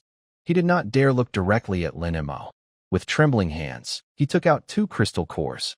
One was about the same size as Brother Hu's, while the second was no bigger than a fingernail. Lin Mo accepted both cores without showing any reaction and gave the man a large bowl of noodles. After receiving the food, the man hurried back into the shadows as if he were escaping. Once trading began, there was no stopping it. The survivors approached the store one after another. Some offered gold jewelry they had carefully saved, while others brought crystal cores of different sizes. Lin Mo accepted everything. He weighed the gold on an electronic scale and exchanged it for food according to its weight. He collected the crystal cores directly and decided how much food to give based on their size and quality. Before long, a small pile of gold jewelry and more than a dozen crystal cores had formed beneath the counter. At the same time, the noodles inside the large pot were quickly disappearing. The tent square had turned into an open-air cafeteria, filled with the smell of hot food. Everyone had forgotten about the 3 attackers still kneeling on the ground. The rough man who had fired the shotgun watched the survivors eat their hot noodles with satisfied expressions. Every bowl destroyed another piece of his remaining hope. He could not understand why everyone else was allowed to eat while he received nothing just because he had attacked first. Resentment and madness gradually replaced his fear. The man suddenly noticed a weak survivor who had just completed a trade and was walking away with a steaming bowl of noodles. "If I can't eat, then neither can you." He jumped to his feet and attacked the survivor like a madman. Everything happened too quickly for the victim to react. The rough man knocked him to the ground, sending the bowl flying from his hands. The hot noodles and soup spilled across the ground and became mixed with dirt, sand, and small stones. "My noodles!" The survivor screamed in despair. He cared more about the lost food than being attacked. The rough man ignored him. He dropped to the ground, grabbed the dirty noodles with both hands, and desperately stuffed them into his mouth. "Stop!" Brother who put down his bowl and stood up, glaring at the madman. The other survivors also stopped eating. Their expressions turned cold as they watched another rule being broken. Lin Mo stopped serving food and silently observed the scene from the doorway. At that moment, a flash of fire shot out from the darkness at the corner of the street. The rough man suddenly froze. A small flame appeared on his back before rapidly spreading across his entire body. He did not even have time to scream. Within seconds, the orange-red flames turned him into charcoal and then reduced him to ashes. The scattered sparks also struck his 2 companions. They immediately caught fire and suffered the same fate. The entire attack lasted less than 3 seconds. All 3 men completely disappeared, leaving only 3 piles of ash behind. The square fell silent once again. Everyone looked toward the dark street corner, where Ye Ying had appeared without anyone noticing. The survivors stared at her and then at the ashes on the ground. "I hate people who break the rules," Yang said coldly. Her words were not meant for Lin Mo. They were a final warning to every survivor in the square. Lin Mo opened the freezer and took out a can of cola. Instead of drinking it, he casually threw it toward Yang. The can passed through the invisible barrier, and Yang instinctively caught it. The cold metal made her pause. She looked at Lin Mo, but he said nothing. He simply picked up the ladle and continued stirring the noodles, showing everyone that trading could resume. Yang tightened her hand around the cold can. She did not open it. Instead, she leaned against a nearby wall and began watching the square with sharp eyes. With her standing guard, no one dared to cause any more trouble. Brother Hu finally relaxed. He realized that this store was safer than any other place in the ruins, as long as everyone followed the rules. Meanwhile, the tall, thin man in the black trench coat was covered in cold sweat. He had secretly attacked Lin Mo with telekinesis. Although the attack had been reflected, Lin Mo still appeared unaware of who had launched it. However, the man no longer dared to test his luck. Ye Ying killed without hesitation, and her sharp eye seemed capable of noticing everything. If she discovered what he had done, he would share the fate of the three attackers. Holding the bowl of noodles he had not yet eaten, the man quietly disappeared deeper into the darkness. Trading continued in complete order. Soon, another small group approached the store and placed a heavy bag on the ground. When they opened it, gold bars could be seen inside. Using their memories of the city, the group had found the gold inside an abandoned bank. Altogether, the bars weighed 6.6 pounds. They exchanged the gold for instant noodles, bottled water, and food that could be easily carried and stored. Lin Mo was extremely satisfied. This single transaction gave him enough gold to repay all his debts and still have a large amount left over. The arrival of 6.6 pounds of gold bars shocked every survivor in the square. They looked at the well-equipped team and then at Lin Mo. Now they finally understood that the store could provide far more than a few bowls of noodles. Leaning against the wall, Yang opened the cola Lin Mo had given her and took a drink. She no longer interfered with the trading, but her presence alone kept everyone under control. Brother Hu and his two companions had already finished their noodles and even drank the last drop of soup.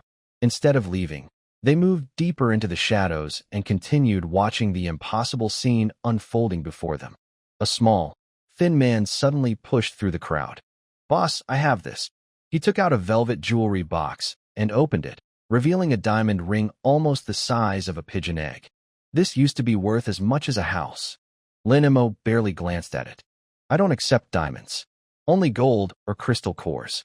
The man's expression collapsed. He stepped aside, still holding the once valuable ring. His failure made the store's rules clear to everyone. Diamonds and other symbols of wealth were now worthless. Only the weight of gold and the energy inside crystal cores could be exchanged for food. After that, the trading became even more intense. Survivors arrived from every part of the ruins. One group brought half a bag of necklaces and bracelets stolen from a gold shop. Others carried crystal cores of different sizes and colors, as if they were the most valuable objects in the world. Lin Mo continued trading without emotion. He threw the gold into his dimensional warehouse, where it formed a growing pile. He stored the crystal cores more carefully. Meanwhile, the convenience store's shelves emptied at an incredible speed. Instant noodles, ham sausages, biscuits, canned food, bottled water, ordinary and inexpensive products in Lin Mo's world had become priceless supplies here. One gold bar could only buy 2 cans of luncheon meat, while a low-grade crystal core was not enough to buy an entire case of water. Despite the high prices, no one complained. Yang was still standing nearby, calmly drinking cola after burning 3 rule breakers into ashes. Time passed, and the large pot of noodles was soon empty. However, trading continued. A bald, muscular man who appeared to lead a powerful group ordered his men to carry a heavy safe into the square. They forced it open, revealing rows of gold bars. "Boss, I want everything in the store." Lin Mo did not even look up. "Get in line." The bald man's expression immediately stiffened. The men behind him instinctively tightened their grips on their weapons. Then they noticed Yang. The red-haired woman had already crushed her empty cola can into a lump of metal. Seeing this, the men quickly loosened their hands. The bald leader forced an ugly smile. All right, we'll line up. Lin Mo ignored him and continued trading at his own pace. All the gold and crystal cores entering the dimensional warehouse belonged entirely to him. Eventually, the last survivor exchanged a broken gold bracelet for the final pack of spicy strips. By then, almost everything inside the store had been sold. The survivors left the square in small groups, carrying the food they had purchased. Yang threw away the crushed cola can and approached the invisible barrier. You became rich. Not bad, Lin Mo replied, stretching as he looked at the empty store. When will you return? Yang asked. It was the question every survivor wanted answered. Lin Mo checked the system screen. Dimensional travel, cooling down. Remaining time, 3 hours 15 minutes and 42 seconds. I don't know. He was telling the truth. Lin Mo assumed that another 12-hour cooldown would begin after he returned to his world, but he could not be certain. Yang stared at him for a moment, but did not ask anything else. She turned around and disappeared into the darkness before dawn. The square finally became quiet. Lin Mo switched off the bright lamp and the noisy exhaust fan. Then he checked the contents of his dimensional warehouse. The gold inside had formed a small mountain weighing more than 220 pounds. Beside it were 33 crystal cores of different sizes and colors. These crystal cores were the true currency of this world because they contained the power to awaken extraordinary abilities. Lin Mo still remembered the terrible pain caused by the first core. It had felt as though every part of his body was being crushed. However, he did not hesitate. His absolute safety trait guaranteed that the transformation could hurt him but could not kill him. Pain was only part of the process, while power was the final result. Lin Mo gathered all 33 crystal cores and poured them into his mouth at once. He did not chew. The hard crystals melted as soon as they touched his mouth. This time, Lin Mo did not feel the same piercing pain as before. Instead, an overwhelming pressure exploded inside his body. He fell backward and crashed onto the folding bed. A massive wave of energy spread through every part of his body and entered every cell. His skin turned red, and veins bulged beneath it. His bones groaned under the pressure, while his muscles were torn apart and replaced with stronger tissue. His body was being destroyed and rebuilt at the same time. Absolute safety protected him throughout the transformation. It allowed the energy to strengthen his body, but prevented it from killing him. Eventually, the final trace of energy was absorbed. The feeling that his body was about to explode slowly disappeared. Lin Mo remained collapsed on the bed, completely soaked in sweat. After lying there for a long time, he finally opened his eyes. The world had changed. He could clearly see a flying insect on the ceiling and follow every movement of its wings. He could hear the quiet sounds coming from a zombie outside the metal shutter. He could even separate the remaining smell of instant noodles from the sense of blood and soil in the air. All his senses had reached an unbelievable level. Lin Mo slowly sat up and extended his right hand toward an empty iron shelf. He made a grabbing motion. An invisible force surrounded the shelf. After trembling slightly, the heavy shelf rose more than 1.6 feet above the ground. Lin Mo stared at it in shock. This was not the power of his dimensional warehouse. It was telekinesis. With another thought, he released the shelf, causing it to crash onto the floor. Boss, all of this won't fit in your car. Awakened person, Lin Mo. Awakened ability 1, dimensional warehouse. Current capacity, 35,315 cubic feet. Note, isolates time and space. Items can be stored and retrieved through thought. Awakened ability 2, telekinetic control. Current strength, can remotely control objects weighing up to 110 pounds. Note, control becomes stronger as mental power increases. Lin Mo had awakened a second ability. After absorbing all the crystal cores and selling nearly every product in the store, Lin Mo had no reason to explore the ruins. He simply waited for the dimensional travel cooldown to end. Soon, the world around him began to twist. This time, Lin Mo remained completely calm. The gray apocalyptic sky disappeared, replaced by the city at 4 in the morning. The streets were still wet from the recent rain, and the sound of a cleaning truck could be heard in the distance. The smell of rust and decay was gone. Now the air smelled of wet soil and grass. Lin Mo had returned to Earth. Dimensional travel complete. Current world, Earth, safe. Time until next travel, 11 hours 59 minutes and 59 seconds. Lin Mo closed the system screen and opened the glass door. In the apocalypse, this door had been protected by an indestructible barrier. Here, it was completely ordinary. Cool night air entered the store and eased the heat still remaining in his strengthened body. The breakup, the loan sharks, and losing his job had once kept Lin Mo awake every night. But after everything he had experienced in the apocalypse, those problems no longer frightened him. With a thought, 2 gold bars appeared in his hands. Each weighed 17.6 ounces, making their total weight 2.2 pounds.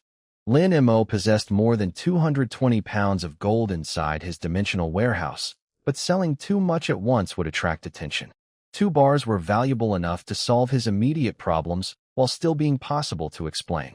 Since it was still early, Lin Mo returned to the folding bed and slept peacefully for several hours. Shortly after 9 in the morning, he arrived at the city's largest antique market. People here traded all kinds of valuable objects, including goods with suspicious origins. It was the perfect place to sell gold without answering too many questions. Lin Mo chose an old shop with an ordinary storefront and a sharp-eyed owner. "Boss, do you buy gold?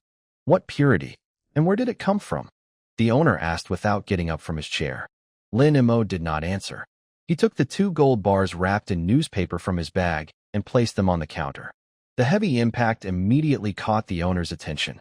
He sat up, put on his reading glasses, and examined the gold with professional tools. He tested it with fire, weighed it, and inspected a cut under a powerful magnifying glass.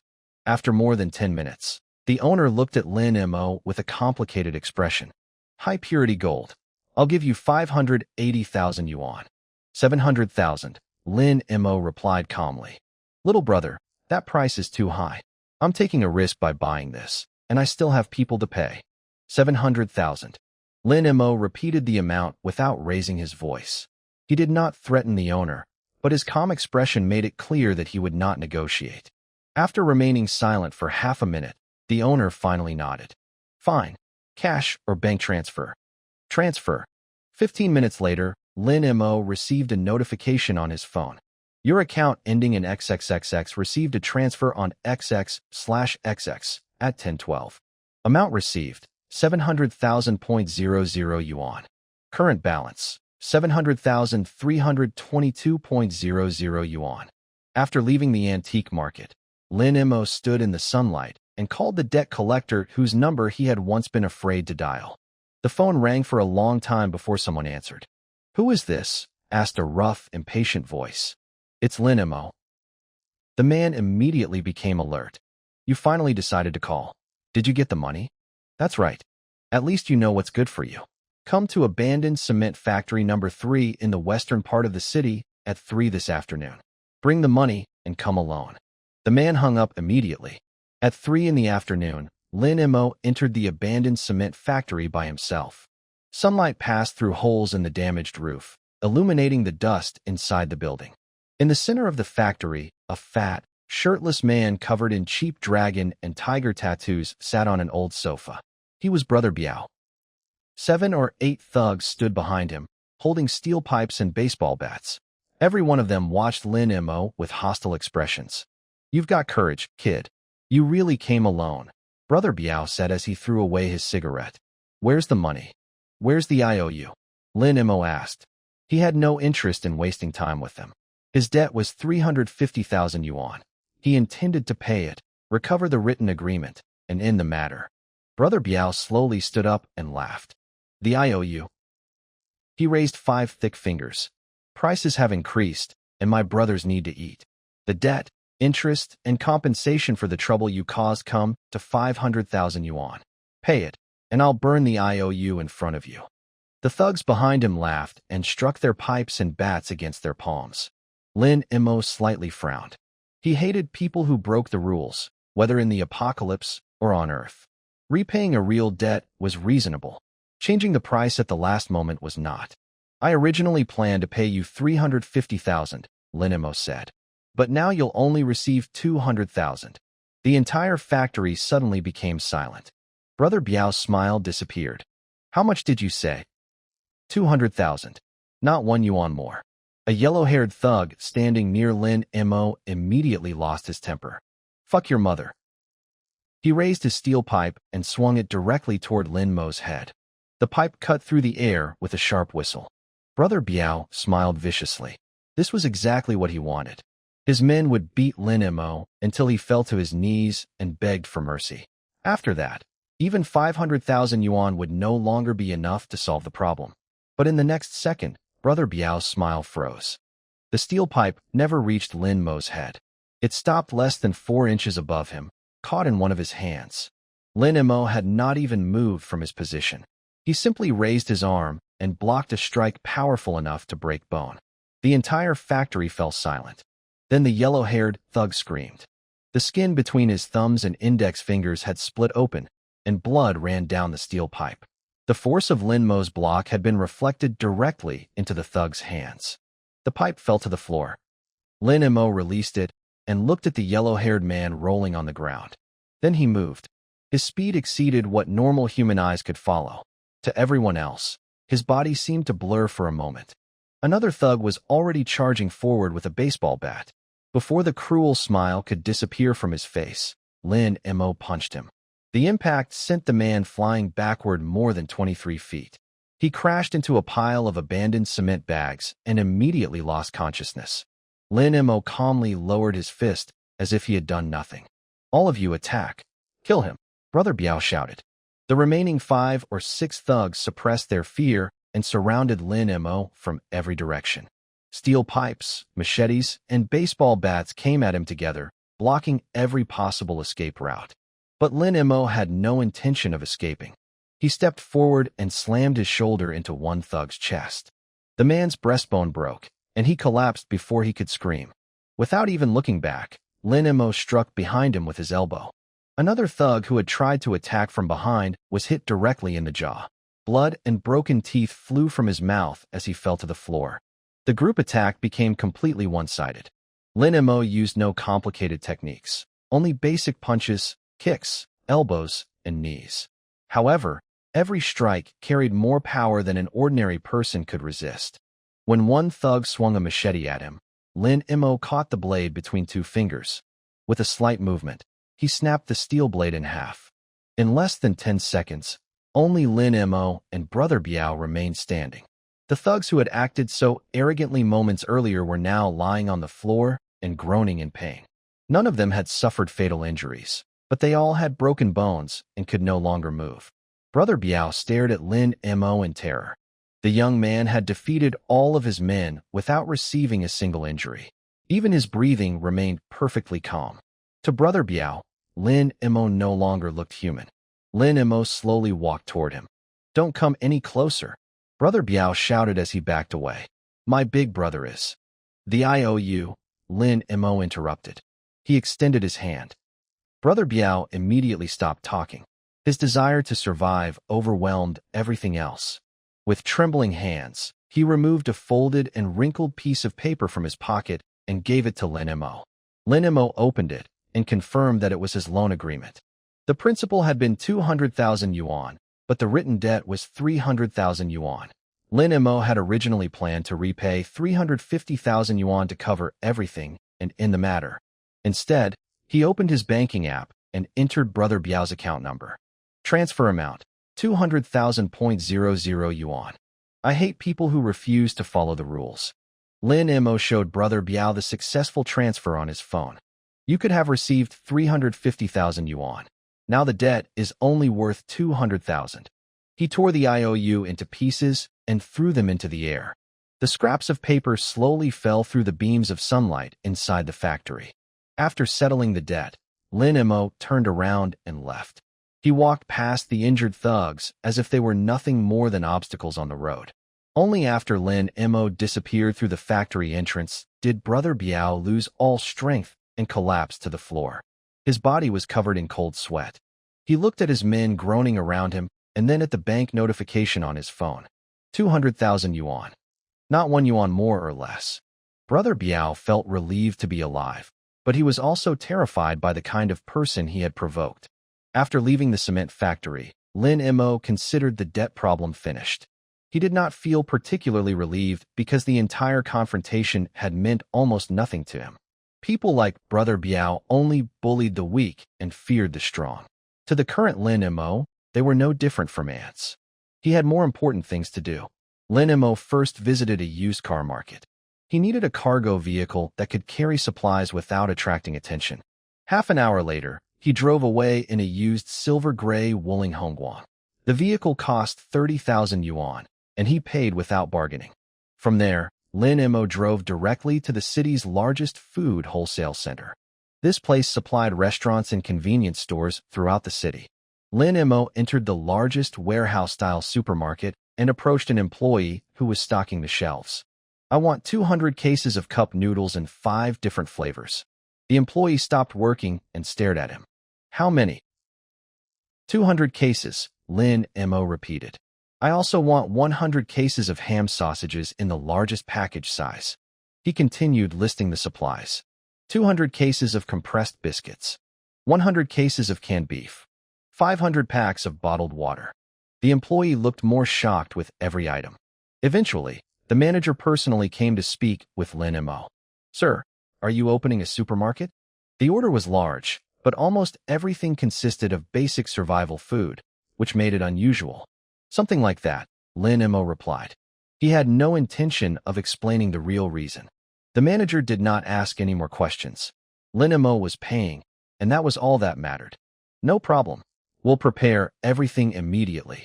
Forklifts began moving through the warehouse. Workers removed pallet after pallet from the shelves and stacked them near the checkout area. Before long, a mountain of cardboard boxes had formed. After paying, Lin Mo drove the Wuling Hongguang to the loading area. The worker responsible for loading looked at the small vehicle and then at the huge order. "Boss, all of this won't fit in your car." "I'll make several trips," Lin Mo replied. The workers loaded more than 20 cases of instant noodles and bottled water into the rear of the vehicle. Once it was full, Lin Mo drove away under everyone's gaze. After leaving the wholesale center, he entered an industrial park that had been abandoned for years. There, Lin Mo opened the dimensional warehouse. Using telekinesis, he made the supplies fly out of the vehicle and enter the warehouse in an orderly line. The boxes stacked themselves neatly inside. The entire process was silent, fast, and effortless. This was the convenience of possessing real power. After emptying the rear compartment, Lin Mo returned to the wholesale center. He repeated the trip again and again, moving each load to the abandoned industrial park before storing it inside the dimensional warehouse. At first, the workers were surprised by his energy. Eventually, they stopped questioning how one person could do the work of an entire transport team. None of them knew that the supplies disappeared into another dimension shortly after leaving the wholesale center. Lin Mo did not even need to unload the boxes by hand. Telekinesis handled everything quickly and effortlessly. By the time the workers placed the final case of bottled water inside his vehicle, evening was approaching. "Boss, that's everything. Take care," the manager said as he personally escorted Lin Mo to the entrance. Lin Mo drove to the industrial park one final time and transferred the last batch into the dimensional warehouse. Inside, mountains of instant noodles, biscuits, canned food, ham sausages, and bottled water had formed. On Earth, these were cheap everyday products. In the apocalypse, they were hard currency that could be exchanged for gold and supernatural power. Lin Mo checked the system. Dimensional travel, cooling down. Remaining time, 2 hours 11 minutes and 34 seconds. He still had more than 2 hours. After settling his debt, Lin Mo had hundreds of thousands of yuan in his bank account and more than 220 pounds of gold inside the warehouse. For the first time in a long while, he could relax. He decided not to travel immediately when the cooldown ended. It would be better to give the news more time to spread. More survivors needed to learn that a mysterious convenience store accepted gold and crystal cores in exchange for food and water. The first trading session had mainly attracted scattered survivors who gathered whatever gold they could find in the nearby ruins. No large survivor bases had appeared. If Lin Mo wanted to maximize his profits, he needed to trade in much larger quantities. He planned to cooperate with different bases and have them collect gold for him. Hundreds of awakened people searching the city would be far more efficient than a few scattered survivors. After making his decision, Lin Mo drove back to the convenience store. He took a hot shower and changed into a clean t-shirt and jeans. Looking at himself in the mirror, he felt completely separated from the weak and frightened person he had once been. Lin Mo decided to celebrate his new life with a good meal. Half an hour later, his silver-gray Wuling Hongguang stopped outside Crown of the Clouds, the most prestigious French restaurant in the city. The van looked completely out of place among the luxury cars parked near the entrance. When the doorman saw Lin Mo getting out, his professional smile briefly froze. He quickly stepped forward and blocked his path. "Sir, I'm sorry, but our parking spaces are full. If you're dining here, please use the public parking lot at the next intersection." His words were polite, but his cold tone made the real meaning obvious. The doorman did not believe that someone driving an old van could afford to eat there. Even if Lin Mo was a customer, the vehicle did not match the restaurant's image. "I didn't bring any cash," Lin Mo said. The doorman's fake smile became even stronger. He now assumed that Lin Mo was there to cause trouble. "Sir, this restaurant." Before he could finish, Lin Mo reached into his pocket. When he removed his hand, a small, irregular piece of gold rested in his palm. It was about the size of a soybean. He casually tossed it into the doorman's white-gloved hand. "Parking fee. Is that enough?" The doorman froze when he felt its weight. He stared at the pure gold in disbelief. Working at a luxury restaurant, he had seen rich people, expensive watches, checks, and exclusive bank cards. But he had never seen anyone use raw gold as a parking tip. "Enough. Of course it's enough," he immediately replied. "Sir, please come this way. I'll arrange our best parking space for you." His attitude changed completely. The contempt disappeared, replaced by respect and caution. Lin Mo ignored him and entered the restaurant. A waiter led him to a table near the window. Soft lighting filled the room, piano music played in the background, and well-dressed guests spoke quietly at their tables. It was the complete opposite of the ruined world Lin Mo had recently left. As he studied the expensive menu, a surprised female voice came from nearby. "Lin Mo." He raised his head. A man and a woman were standing beside another table. The woman wore a designer dress and expensive makeup. She was Lin Mo's ex-girlfriend, Zhang Qian. Beside her stood Wang Hao, the wealthy heir she had left Lin Mo for. He wore a tailored suit and an expensive watch. Zhang Qian stared at Lin Mo in disbelief. Wang Hao was also surprised at first, but his expression quickly changed to amusement. He placed an arm around Zhang Qian's waist and approached Lin Mo. "Well, isn't this Lin Mo? Did your convenience store close, so you came here to apply for a dishwashing job?" He spoke loudly enough for the guests at several nearby tables to hear. "Wang Hao, don't be like that," Zhang Qian said while lightly pulling his arm. However, she made no serious attempt to stop him. Her expression showed that she also wanted to see Lin Mo humiliated. Wang Hao picked up the menu from Lin Mo's table and exaggeratedly turned through several pages. "Look at this. One serving of Angus steak costs 3,800 yuan. Is your entire monthly salary enough to buy one bite?" He laughed. "Or did you come here planning to eat without paying?" Lin Mo did not respond. He barely looked at Zhang Qian. Her betrayal had once felt unforgivable.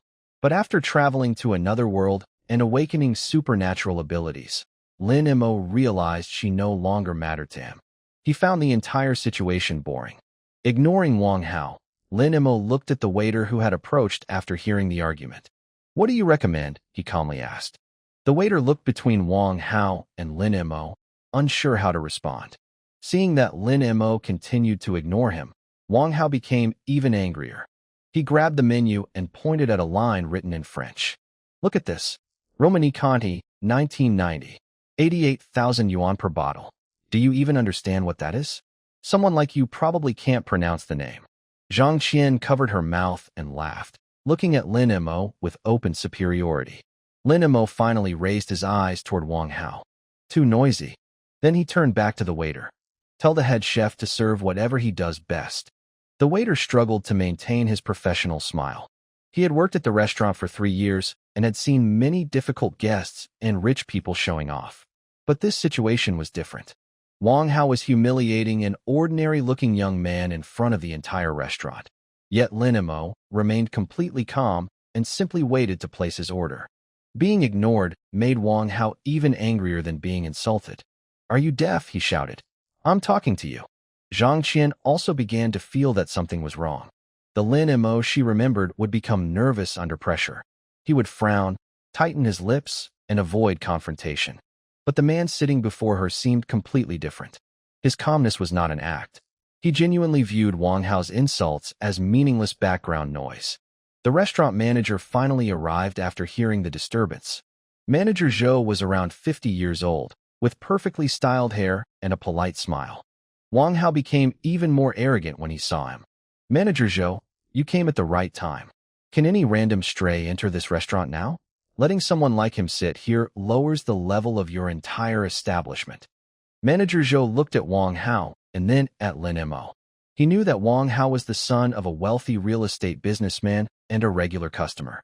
However, he was also experienced enough to notice that Lin Mo had not changed his posture once during the entire argument. Such complete calmness was unusual.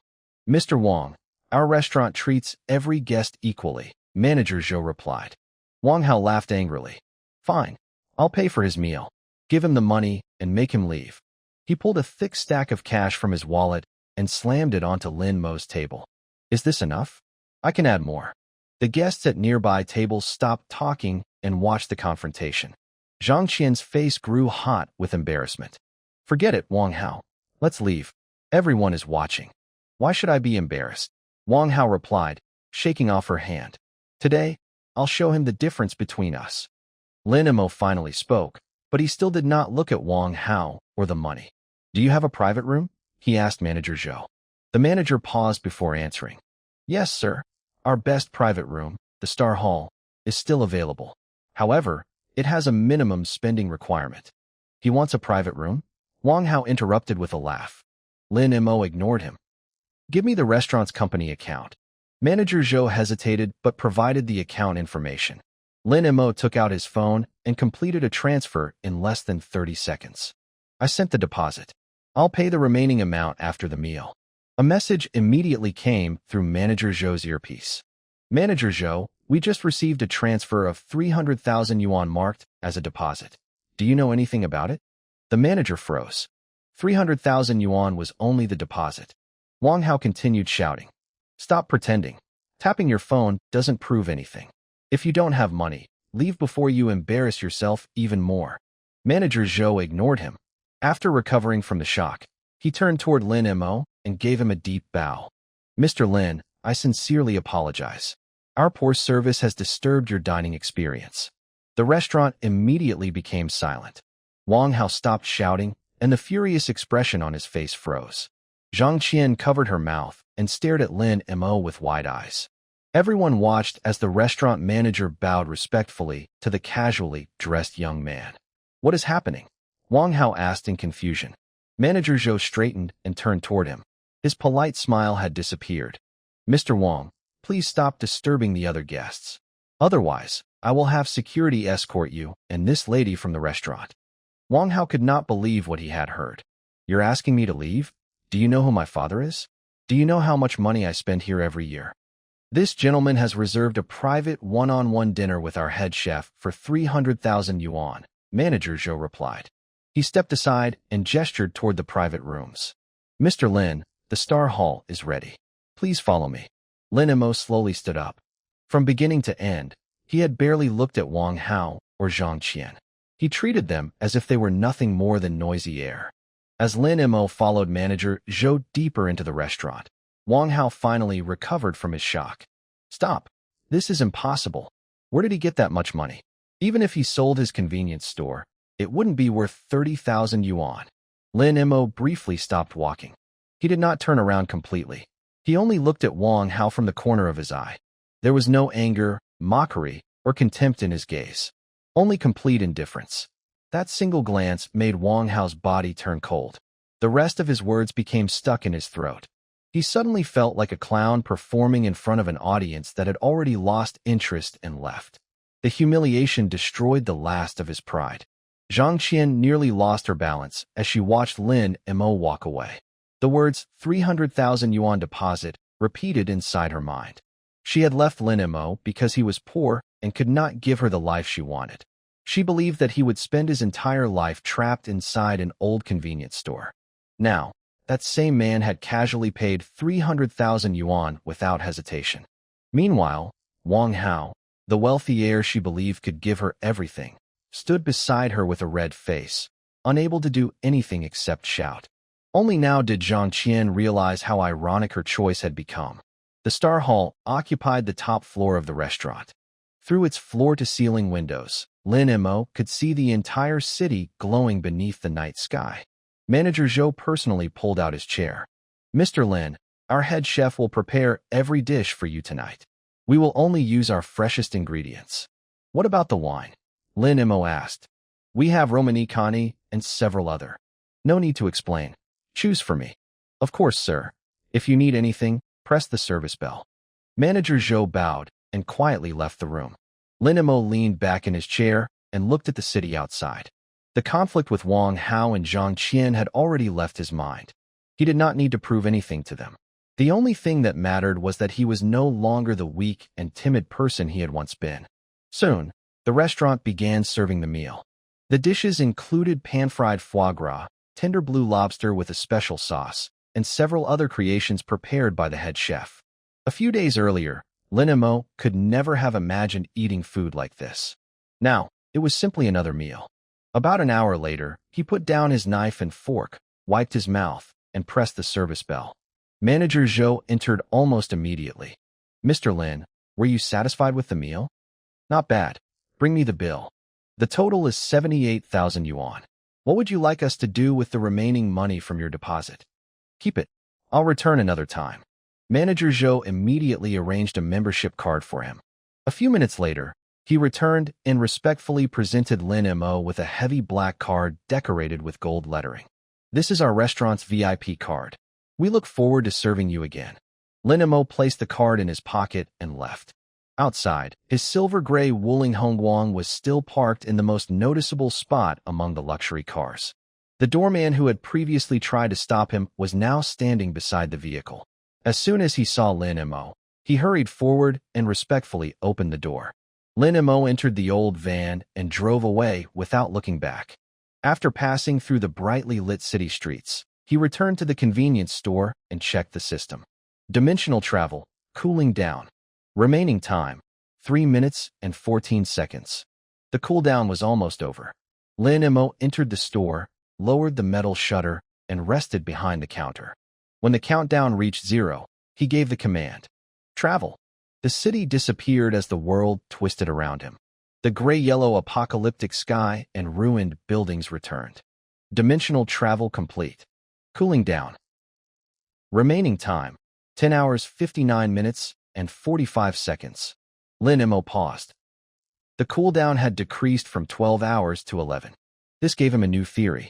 Perhaps every dimensional journey shortened the cooldown. If that continued, he might eventually be able to travel freely between Earth and the apocalypse. That would make trading much easier. Lin Mo walked to the window and looked through the blinds. The street appeared empty, but his strengthened senses detected several people watching the store. Some were inside the abandoned building across the street. Others hid behind a collapsed billboard or in nearby alleys. The news had spread. The survivors from the previous trading session had told others about the mysterious convenience store that exchanged food for gold and crystal cores. However, the people watching him now were different. They were not starving individuals dressed in rags. They were scouts sent by organized survivor groups. Lin Mo ignored the hidden observers and raised the metal shutter. The store was open for business. About 10 minutes later, a man appeared from around the street corner and calmly approached the entrance. He wore relatively clean but worn combat clothing. Protective armor covered the most important parts of his body.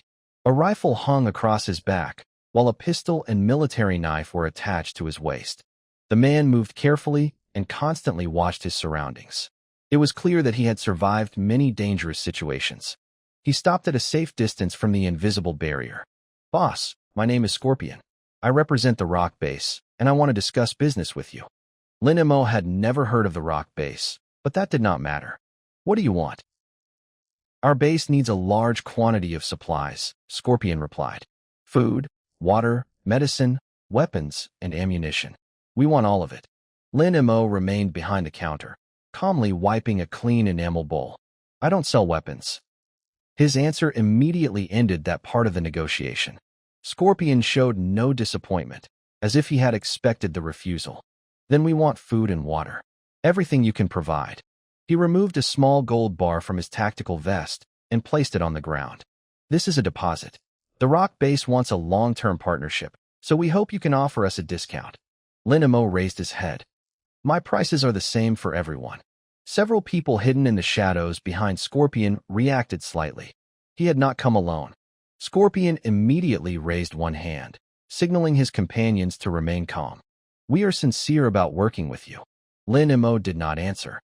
Instead, he extended one hand toward a case of luncheon meat stored on the highest shelf. An invisible force surrounded the heavy box. The entire case floated down from the shelf, crossed several yards through the air, and silently landed on the counter in front of Lin Mo. Scorpion's pupils contracted in shock. The mysterious shop owner also possessed telekinesis. Before arriving at the store, Scorpion believed that Lin Mo's only advantage was the invisible barrier. He had not expected the shop owner to be a powerful awakened person with telekinesis. 1 gold bar for 1 case of canned food, Lin Mo said, tapping the box on the counter. That is the price. Scorpion remained silent as he calculated whether the trade was worth it. Then he asked the question he had truly come to investigate. We need an exact amount. How many supplies do you actually have? The rock base wanted to test the store's limits and learn more about Lin Mo. If he only owned a small shop protected by some kind of spatial ability, the base might be able to take everything from him. Lin Mo understood what Scorpion was trying to do. You want to know the amount? He snapped his fingers. A mountain of bottled water immediately appeared in the middle of the store. Hundreds of cases containing thousands of bottles filled almost half the available space. Scorpion stared at the supplies in shock. Behind him, several people hiding in the darkness reacted in the same way. Is that enough? Lin Mo asked. Before Scorpion could answer, Lin Mo snapped his fingers again. A second mountain appeared beside the water. This one consisted of hundreds of cases of compressed biscuits. The 2 piles nearly filled the entire store, leaving only a narrow path between them. Scorpion finally understood that Lin Mo possessed 2 awakened abilities. He could control objects with telekinesis and store enormous amounts of supplies inside another dimension. Scorpion forced himself to look away from the food. How do you calculate the price? I already told you. 1 gold bar for 1 case of canned food. Lin Mo spoke calmly, treating the mountains of valuable supplies as if they were ordinary trash. We want all of it, Scorpion decided. But we need time to collect enough gold. After learning about the store, the rock base had already broken into the vault of an abandoned bank. They could gather several hundred gold bars. However, Lin Mo shook his head. No. Scorpion immediately became tense. What do you mean? You cannot buy these supplies using only gold. Lin Mo used telekinesis to return the case of canned food to the shelf. Gold can buy the individual products on my shelves. But if you want supplies in large quantities, you must pay an additional price. Scorpion's expression darkened. Lin Mo was not negotiating with the rock base. He was demonstrating his strength and establishing the rules. What else do you want? Gold is the foundation.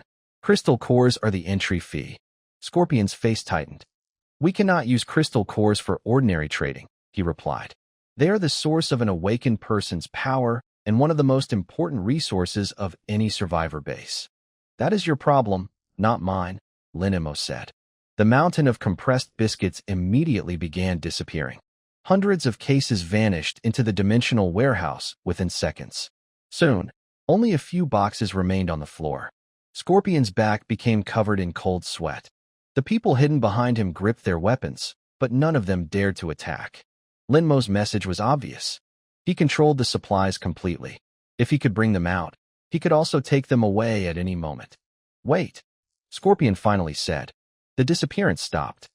Only a few cases of biscuits remained. Have you made a decision? Lin Mo asked. Scorpion remained silent. Trading the base's crystal cores for food would weaken their awakened members.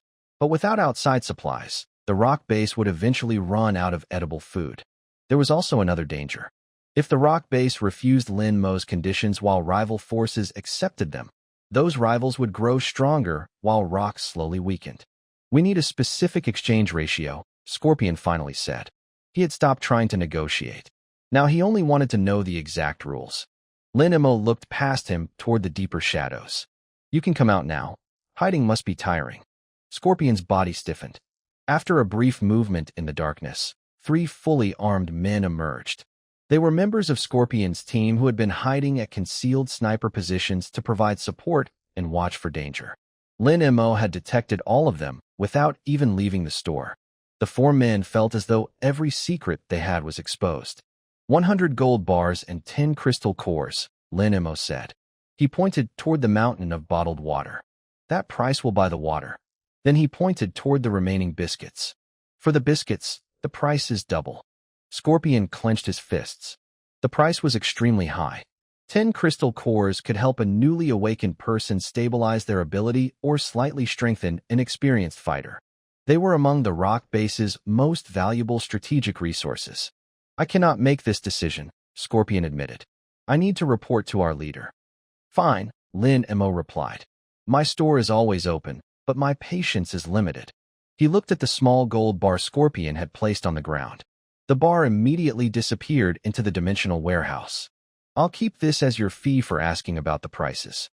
Scorpion's face twitched, but he said nothing. He gave Lin Mo a heavy nod before leaving with his 3 teammates. They had arrived quietly and confidently. Now they retreated into the darkness with pale faces.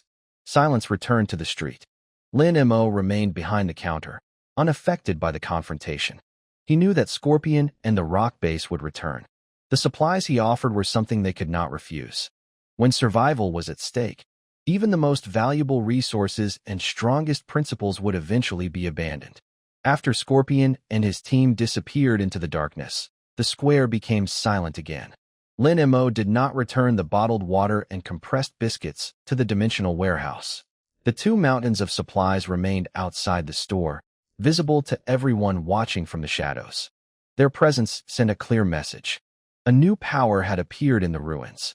Lin Mo returned behind the counter and calmly wiped the already clean surface with a cloth. His behavior showed no sign that he had just forced an elite team from a major survivor base to retreat. Several scouts from other organizations quietly left the area. They had witnessed the rock base test Lin Mo and fail. Their leaders needed to receive this information as soon as possible. However, not everyone retreated. About 10 minutes later, 3 people emerged from the ruins across the street. Their leader was a middle-aged man wearing gold-rimmed glasses.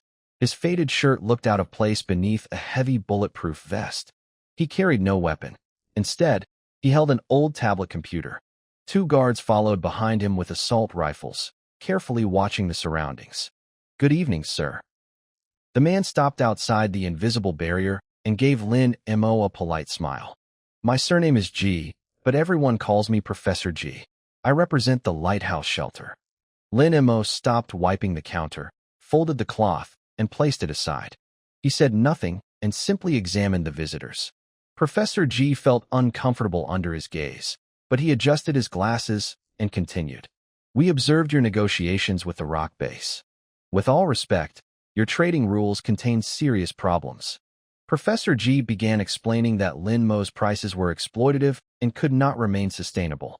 Crystal cores were the foundation of every survivor base and the source of an awakened person's strength. If bases exchanged too many cores for food, their defenses would weaken and the survivor system could collapse. If that happened, Lin Mo would eventually lose his customers. Professor G then claimed that the lighthouse shelter possessed skilled technicians and an extensive pre-war database. He proposed a stable, scientific, and mutually beneficial partnership instead of Lin Mo's current trading system. Lin Mo finally reacted. He raised one hand toward the mountain of bottled water. The top case immediately disappeared into the dimensional warehouse. Professor G stopped speaking.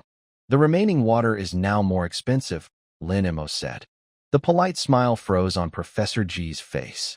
Lin Mo did not care about economic theories or Professor G's plans for the future. The message was simple. Lin Mo controlled the supplies, so he also controlled the prices and rules. Professor G tried to continue. Sir, Perhaps we can. Lin Mo raised his hand again. A second case of bottled water disappeared. Cold sweat appeared on Professor G's forehead. Before he could say anything else, the sound of high heels came from the street. Ye Ying emerged from around the corner, her long red hair making her look like a flame moving through the darkness. She ignored Professor G and the two nervous guards. Her attention remained on Lin Mo. Ye Ying stopped outside the invisible barrier and removed a crystal core from the leather pouch at her waist. It glowed with a deep blue light and contained far more energy than the low-grade cores Lin Mo had previously received. She flicked it toward the store. The core crossed the barrier and landed perfectly on the counter. Ye Ying said nothing. She did not need to. Lin Mo examined the core and accepted it. Then he used telekinesis to take a box of self-heating rice, 1 can of beef, and 2 bottles of water from the shelves. The supplies floated through the barrier and stopped in front of Ye Ying. She collected the food, turned around, and disappeared into the darkness. The entire trade had been completed without a single word. Professor G could only watch. He had spent several minutes explaining why Lin Mo's rules were unreasonable. Ye Ying had simply accepted those rules, completed her purchase, and left. Reality had defeated every argument Professor G had prepared. The lighthouse shelter desperately needed food, but its greatest problem was water. Its old purification equipment produced very little clean water, forcing the entire shelter to follow an extremely strict rationing system. The mountain of bottled water outside the store could save many lives. Professor G could not walk away from it. 100 gold bars and 10 crystal cores, he finally said. We will exchange them for that water. In the end, he had accepted Lin Mo's conditions. From the beginning, he had never possessed another realistic choice. A faint smile appeared on Lin Mo's face. Fine. Professor G quietly released his breath. But the price has increased, Lin Mo continued. Professor G immediately looked up. Lin Mo tapped one finger against the counter. Your pointless speech wasted 3 minutes of my time. Now the price is 100 gold bars and 15 crystal cores.